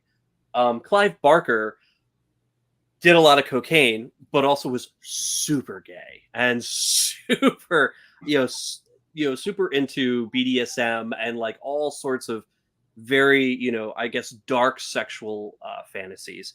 And I loved Cabal. I saw Hellraiser when I was way too young, like when it, like right after it came out, and Hellraiser 2, I remember just like rewatching that over and over again when I was like 10. But he did write some, I would say, more YA friendly stuff. So The Thief of Always, which is a book a lot of people kind of forget about, but this is one of those wonderful novels that's easy to recommend to pretty much everybody, young people, adults. It's not what you would expect from Clive Barker, but there is that kind of like twisted nature that's very Roald Dahl, which is something I also really loved. That kind of British sensibility that's a little bit odd, a little bit off, and very dark, but also humorous and cathartic. But also I was really into British TV and film, and also really into MST3K. And from MST3K, I really got into Ed Wood in high school. And Nightmare of Ecstasy. Wonderful Nightmare book. of Ecstasy. I love this book. And I think they referenced a lot of Nightmare of Ecstasy in the Ed Wood film that Tim Burton did starring Johnny Depp. But I think this book made me appreciate how amazing and terrible he was as a director, but how complex, multifaceted, and queer he was as a person. Like, I mean, he was a straight man. He was just, he was into women's clothes. He loved drag. as a straight man, but he just was such an interesting figure who had so many ideas, just couldn't really get them out properly because he never had enough funding, and worked with people that he loved, but unfortunately were not great actors most of the time. Even poor Bela Lugosi, who did show up in a couple of his films. But I just I love this book, and this kind of like pushed me through high school. Yeah. Yeah, One thing the Burton film doesn't go into is how tragic his ending was. Oh yeah. Yeah. Which I actually think downfall. it's a better film for it. But it's you read some of the end of life stuff and it's just harrowing. But that's a fantastic book. Oh yeah, I just and yeah, to the point. If most of what people know of Ed Wood is either from the movie or from Plan 9 from Outer Space, or Bride of the is it Bride of the Monster? No, the Bride of the Atom. Or however many other titles that thing has. There's so much more to him and to his story, and very sad end. That kind of brings me to college and shit, where I started reading a lot more nonfiction, and I got very interested into alternative kind of books. One of them, of course, is the Griffin and Sabine series, which was a series of 5, I think it's 5 total novels that are told through letters and postcards that are meticulously created, including envelopes that you can actually open up and pull out cards and handwritten letters and all sorts of things. And that's how the story is told. This is the book that gave birth to Matt Kent. Oh, absolutely. If Matt Kent, it would shock me if Matt Kent never read anything by Nick Bantock, because Nick Bantock himself, graphic designer, and just loves little things into other little things and all sorts of stuff. And I seem to have dropped an interesting playing card / ticket that is stamped. That's part of the story. But also, I got into fairy tales from a critical standpoint. So Maria Tatter's annotated fairy tales, being able to really delve into the meaning and the history and the cultural significance of what a fairy tale is, what a folk tale is. That was something I spent so much time reading. But I also started getting into nonfiction, getting into autobiography, getting into memoir and essays. And some of what I really love is humor. So I love sort of like hilarious personal, sometimes at the cost of pain or, embarrassment. But works by people like Jakob Hein, who wrote about his upbringing in East Germany. David Rakoff, the Canadian satirist and writer who unfortunately died way too young, with some of his books like Fraud, where he talks about writing and himself. Sarah Vowell. Oh my God. Brilliant Sarah Vowell. Like NPR, This American Life darling Sarah Vowell, and her amazing works about herself, but also about history and the weird things that happen in American history. This is just one of several. I have everything she's ever written, and I love her pieces. My favorite is Assassination Vacation. That's my favorite. Oh, right here, Assassination Vacation. That's what you have there? So good. Yeah. Okay. This is the hardcover. And her audiobooks are just listening to her. I just love listening to her read, because I discovered her through NPR, through This American Life, and I'm like, oh, her books sound like her. Yeah. Which, duh. Of course, David Sedaris. I have everything that he's ever written. But occasionally I will go into something that's not humor. Here If You Need Me, which is a book by Kate Braestrup, who is, I think, Maine's, or was at the time, Maine's only forestry chaplain.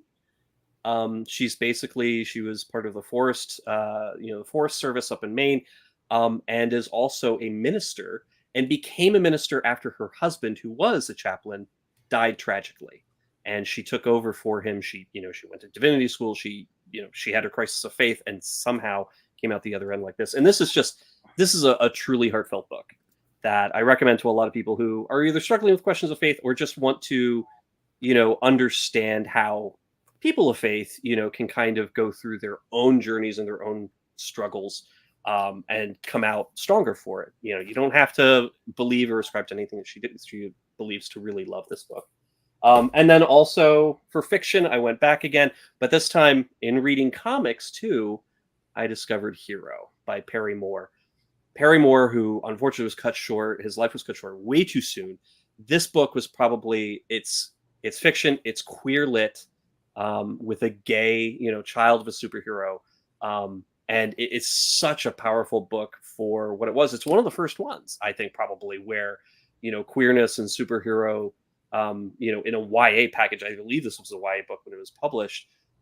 Just really kind of hit all the high notes, in making just a book that's heartfelt, has cool superheroing, and villainy, but also just has a young coming out experience, that shows, that although our stories are unique, there's a lot of shared experience.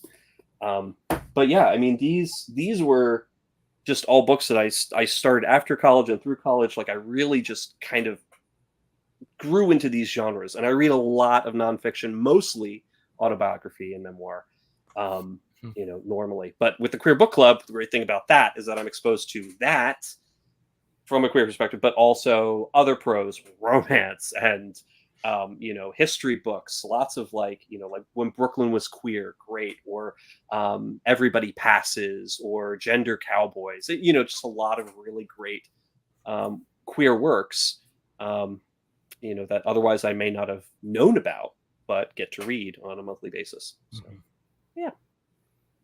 Sorry, that went on a long while. No, it's so funny. I was worried we were going to not have 90 minutes, and we're still going. So here we go. We're still going. Sorry thank you for all those who are still hanging on. Right. Over to the youngest. Yeah, so I am significantly less interesting than both of you after listening to those. Yeah, so I, like both of you, I started reading very early, was very obsessed with books, and read as much as I could. Yeah, I don't know if your local library did that thing where there was like a contest to see who could read the most books and whatever. I won that like 7 years in a row. It was ridiculous. Yeah, that was just my favorite thing to do as a kid. Was I lived at the library. I loved it, right? So the fact that my dad, as I think I've talked about this, it's a Church of Christ preacher, very devout. So like it is not conjecture to say that my earliest literary experiences are biblical, right? So that was something that we read all the time, and that's something I saw my dad doing all the time, whether he was reading annotations or the Bible, or different books on the Bible that he just did, and so that I picked up on that and ran with it. So lots of early biblical references in my works, but in my reading experience. But then I got to school and I started reading books, and really got into the literary works of Dr. Seuss. Obviously that was kind of a joke, but I mean, yeah, I remember sitting at my grandparents reading Redfish to Bluefish. So going from there, once I got into school and I discovered the library and these other books, as a very early reader, who was just voracious, I was reading the first series that I really glommed onto was a series by a writer named Brian Jacques. It's called Redwall. And throughout the entire, I mean, he wrote a bunch of different books, but it's a fantasy series told through the eyes of anthropomorphic animals, in this Britanized world where, these mice and these squirrels and everything, they have a society, and the book is told linearly, and it goes through these different iterations and families, and, these figures that are in books, one are the great grandparents and these legendary figures of folks who were in the books later on.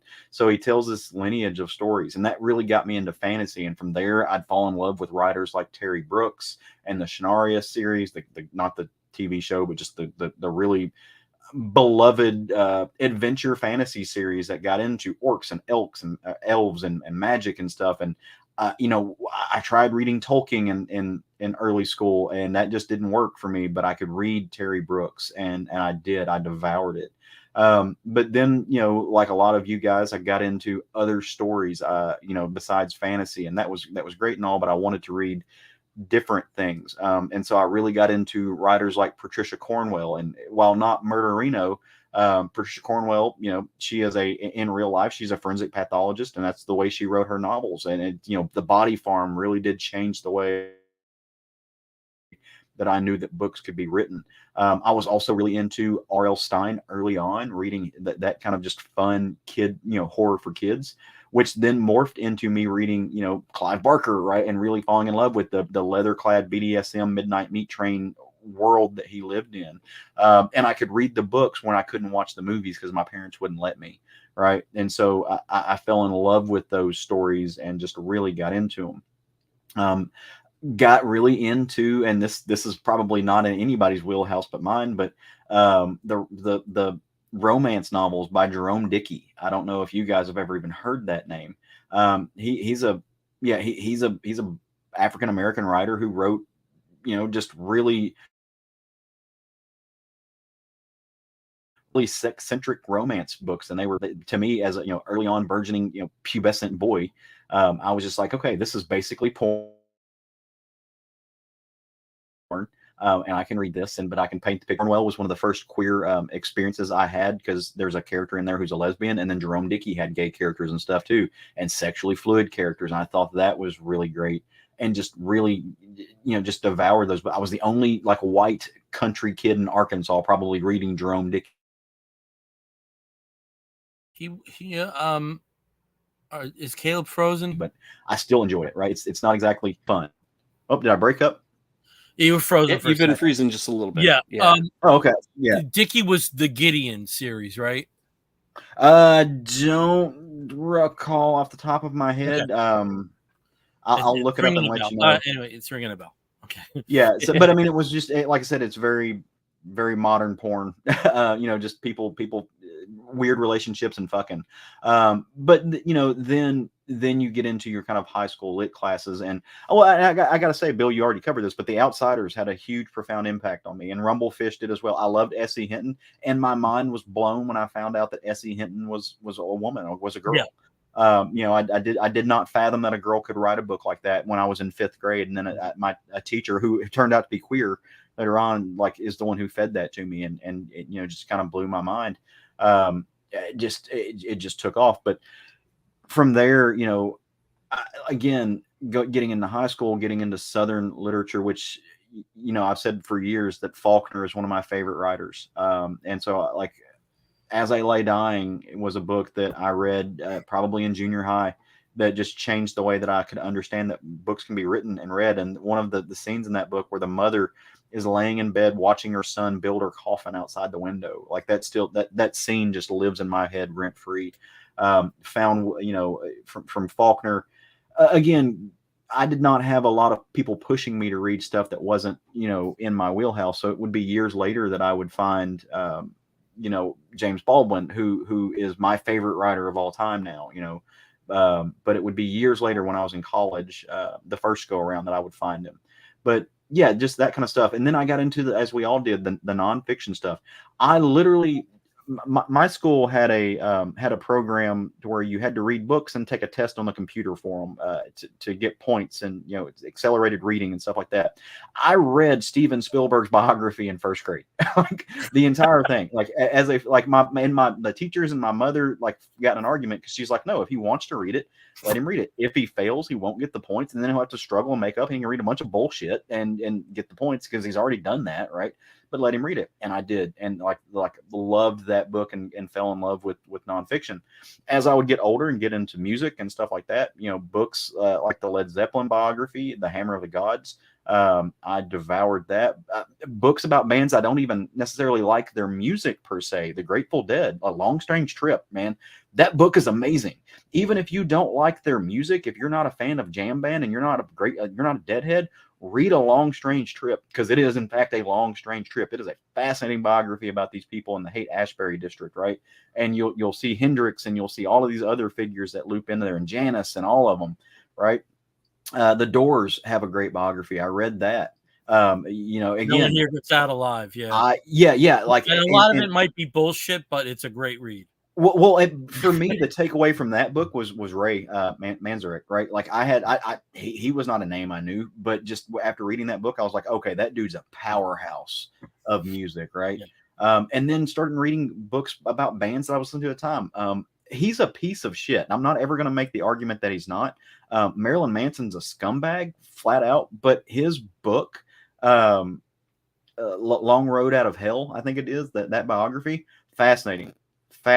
And again, probably half of it's bullshit, but it is a amazing read, right?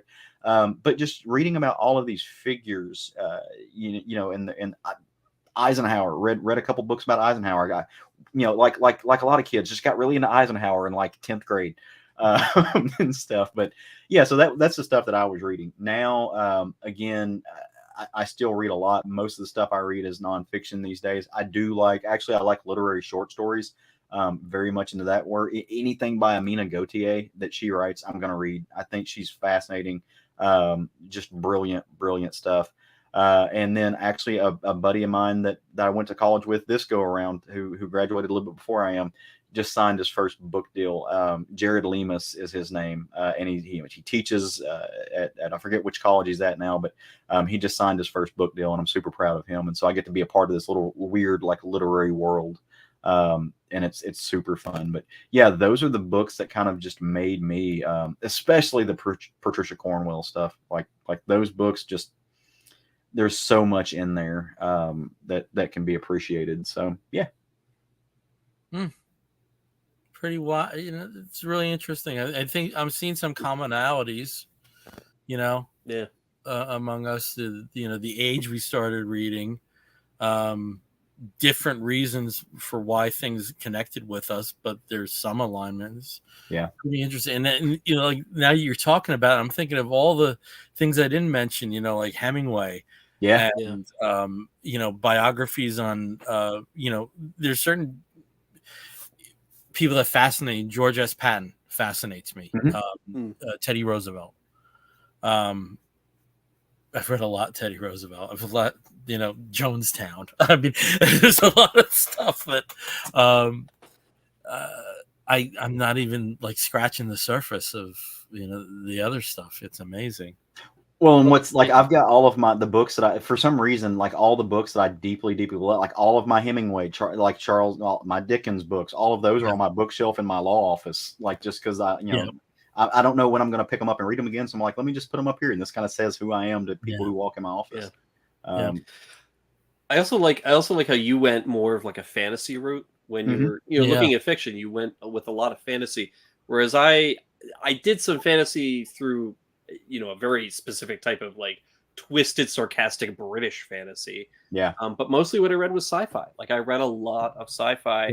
I even talk about, I also devoured every stupid Robotech novel that they came out with.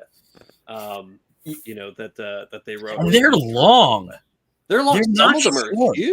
Yes, they're not short. Yeah, and see, I went the other direction. Like I wish I had a peer group when I was growing up that could have played games like D&D and Vampire the Masquerade, which I did find eventually when I got into those games. But early on, I didn't have that. So what I would do is when we would go to Little Rock, and I think I've told you this story, like I had braces. And so we would go to Little Rock once a month to go see the orthodontist. And that's when I would go to Walden Books, right? And that's when I would go and get a few comic books. But I would also pick up books like Dragonlance, all of those books, the Vampire the Masquerade novels and stuff like that. All of these books that were connected to these games, the Warhammer and stuff and I didn't read a lot of Warhammer, but like a lot of the D&D stuff that I wish I could have played with friends. But I lived in a town with 600 people and like 3 of us were nerds. So, it's just like all of that stuff. And I would read that and just, dive into those worlds that were fantasy. Anne Rice was a big, I love Anne Rice. I loved her books. And, looking back now, there are definitely better vampire stories out there. But at the time, it wasn't Twilight. So, no.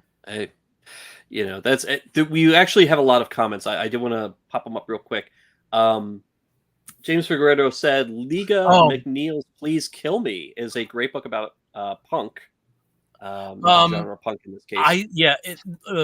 Please Kill Me relates primarily to the New York scene. The thing that Please Kill Me gave us is the changing narrative. And you'll see this there's a book on Saturday Night Live about this. Bendis even adopted it for that Avengers book he did, where it's like eventually it's essentially the Avengers being interviewed. John Lydon applies it in his autobiography, his first autobiography. It's a great device, and that really stems from Please Kill Me. That's the first book that I know that really provided that.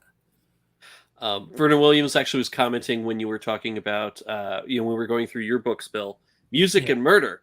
Actually, and movies. So like movies, music, murder. Yeah. Now, if you could have a book that combined music and murder, like an extensive book about Bobby Fuller's murder, or I'd be in heaven. Hey, I'd be in heaven. There's not a lot there. Yeah. James, again, Clive Barker did a lot of cocaine. Also Dick. Very true. I just want to go back to that, Steve, though, when you were talking about Stephen King being all cis. I do think that there are books, even before he began writing gay characters, and that's a later development.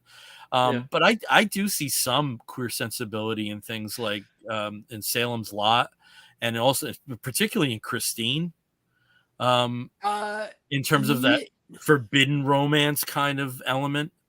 But it is also it is still very I'd love to hear John Runyon's hubby. Because John Runyon's Ken is a huge Stephen King guy.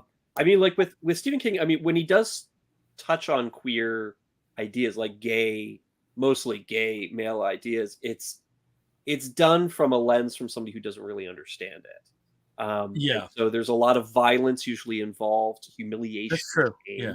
Kind of comes out in there. Like, several of his characters in several of the big books, The Stand, in It. The Stand, the most interesting character in The Stand is a bisexual woman. Well, yes, but also, I forget his name, but he's left without a name mostly. But he's kind of gone insane, and he runs around. He's like really into nuclear missiles.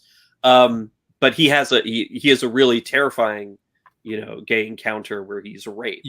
And also other characters that come up, sort of like gayness is kind of like it's shameful, it's traumatic and all that. So I think obviously he kind of grew out of that after the 80s and like the early 90s, but so did a lot of people, I think, because they weren't really exposed to queerness in that sense. But whereas Clive Barker was like, hey dudes, I like sucking dick, and so here's like a whole bunch of stuff, and leather and pain and exposing your inner self through suffering. I'm not comparing his pleasure at all. Like there's lots of interesting stuff there. I'm not comparing. But Vernon also comes back here. Elin Harris was his Jerome Dickey. Okay. And I do know Elin Harris. Yeah. Serial killer using musical clues. Yeah, that would be an interesting book. That's part of Zodiac, though, with the references to Gilbert and Sullivan. Oh, there you go. Okay, it's been done. And then Dell and the Green Mile. Yeah, exactly. These characters that. But no, I mean, there's a lot of great stuff that we've read over the years, and I think obviously tastes have changed. I think our tastes have evolved and changed, but there's something to say with like the books that we read when we were younger. Obviously, inform the way that we approach the other books that we come to love as well. I think that if we didn't read these books when we were younger, if we didn't read these types of genres, we wouldn't have that kind of like knowledge, that kind of understanding to grow into these other genres either. And I think just like most readers, if you are a reader, your tastes have really kind of collect from everything, and they grow and they develop and they evolve. But the books that we started with, they still mean a lot. And it's amazing how I can look at something like The Thief of Always, or fucking Scary Stories to Tell in the Dark, man. Like Scary Stories to Tell in the Dark, the first one. I mean, like that's way after my time. That's way. God, I love that book. Insane. And looking at the Poe book, I flipped this out. This is over. It's right over here. I have a bookshelf that's right here. I pull this up every once in a while. I just flip through it, reread The Raven, look at some of the artwork that Greg Hildebrandt did. Which, by the way, if you aren't a fan of Greg Hildebrandt's beautiful work, then you are now. You are. Like, I don't know if you could find this book. I have a question though. Is it Greg or is it the brothers? No, this is Greg himself. That's Greg himself. Doesn't have. I think Eric Hildebrandt is the other brother. Yeah, and some of their work ethic was fascinating. One would start, and the other would go to bed, and the other one would take over, and that process was wild. Yeah, but yeah, I mean, yeah.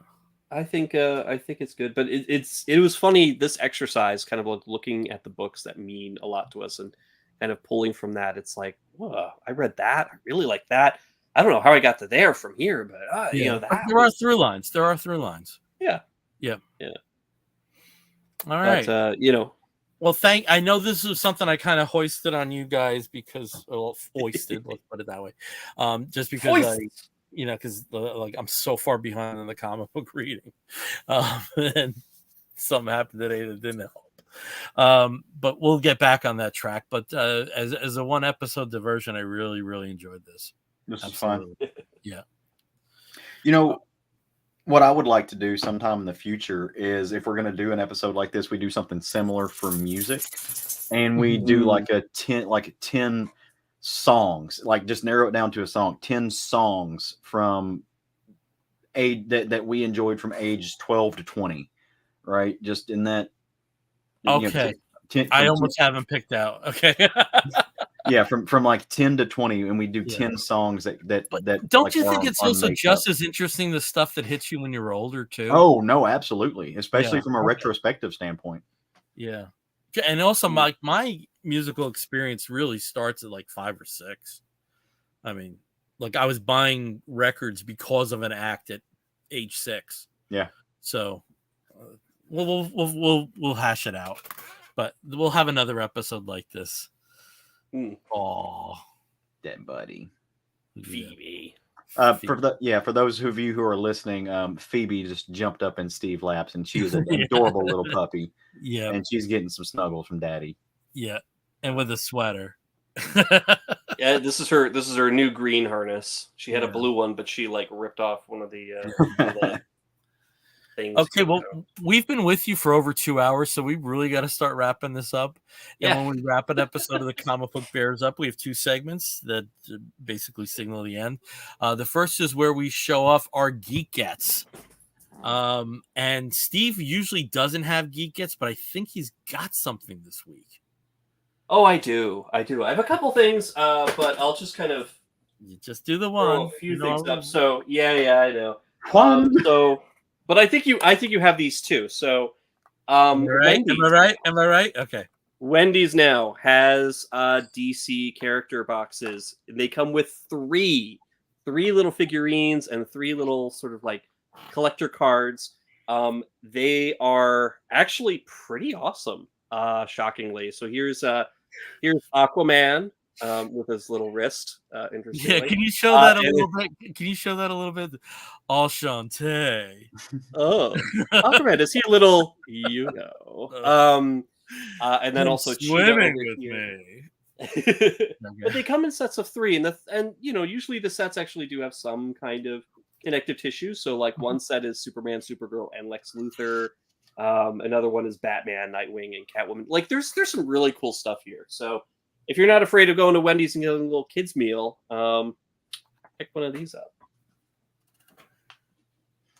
So my wolf of the week, not wolf of the week, sorry, my Geek Get, I'm going to back up a little bit, it's actually a comic. So I was able to pick up at a pretty decent price from cheapgraphicnovels.com a story that I've been really, really, really wanting a hardcover for, and that is Superman Birthright.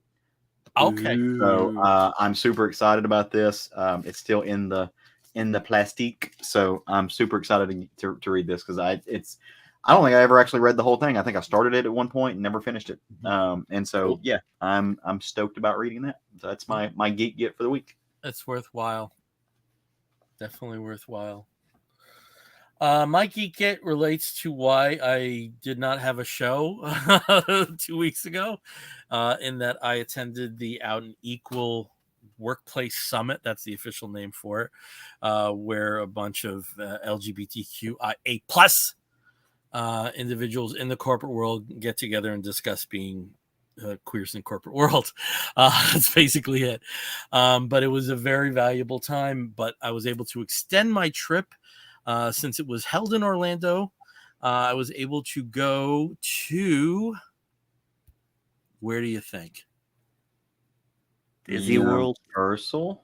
Close. I went to Galaxy's Edge as part of the Disney Hollywood Studios. Yay. And I went to see the Millennium Falcon in person. I went to Smuggler's Run. I went to Rise of the Resistance. I also went to, and this is something I don't think gets enough credit, is the revised Star Tours. It is awesome. And the best thing about that is I was with my best friend, Stu Scheinman, who I've known since 1974. And just had a wonderful time being a 9-year-old kid again. And Awesome. when you kind of have to get souvenirs when you're at a theme park. But, you know, I didn't want to get like a hoodie with R2-D2. I didn't want to get something like that. So I got action figures that are theme park exclusives and Shop Disney exclusives. So I got R2 Sam, which is a version of R2-D2 that's like the version that's serving the drinks in Return of the Jedi. These are all from the Droid Factory line. I also got C1 Monster 4, which is a Frankenstein version of Chopper, which I think is really cool. And then best of all, from the Star Wars Pride collection from Droid Factory, I got BBU, which is a Pride themed BBU. So that's my version of a theme park souvenir, and that's my Geek Get. All right. So we're wrapping this up now for real. And when we do wrap an episode of the Comic Book Bears up, we do so as a segment we call the Woofs of the Week. In the bear community, if you find a fellow attractive, you woof at him. And we do something similar where we woof at what may be a comic book, but may also be a film or a TV program or a charitable initiative, anything under the sun that we think you, fair listener or viewer, may be interested in sampling. I'll start as I always do with Steve. Steve, what is your Woof of the Week? Well, since I picked it as my Wolf of the Week last time, back at the end of August, I can't really talk about Starfield, even though I've been playing it nonstop since September 1st. So I'll talk about Theater Camp, which is a recent release that is now out on Hulu. So if you have Hulu, you can watch it. It basically is kind of like the newest generation's version of the movie Camp, which it itself was kind of reminiscent of Fame. So kids at a theater camp, and there's obviously another plot around trying to save the camp by making enough money, but it's just fun and funny, and yes, you can recognize a lot of people if you know anybody in theater or drama. They're all in there, including behind the scenes and the production crew. So Theater Camp, available on Hulu. All right, over to Caleb. Caleb, what is your Wolf of the Week? My Wolf of the Week goes to something that just came in today, and that is the new Conway the Machine album. Now, if you're not into hip hop, you may not know who Conway the Machine is. I love this dude. I've been following him for a long time. He's part of that subgenre called cocaine rap. Used to be part of the Griselda family with his brother, Benny the Butcher, but they have since split ways. This is his first kind of real solo album since he's branched off from the Griselda family of hip hop. Love this album. So super excited to break this open and put it on the turntable. Really good hip hop if you're a fan. Okay, for my Wolf of the Week, I'm also musically oriented, and the reason why we didn't have a show last week was because I was in attendance at the Death Cab for Cutie Postal Service 20th anniversary tour in 2003. Death Cab for Cutie released Transatlanticism, and in the same year, the Postal Service released Give Up. They are both acts that are led by Ben Gibbard, who by my estimation is probably the best songwriter living right now, at least in terms of the work that he's providing. And so the Wolf actually goes out to the tour itself. If you are on the West Coast, I believe they're in Colorado tomorrow, and they have dates in Arizona and in Seattle and in various areas of Texas and California. So if you are in those areas, please go see this stuff. It's amazing to think that these two albums were released within 8 months of each other. And as my tour souvenirs, I got the vinyl copies. I've never had vinyls before.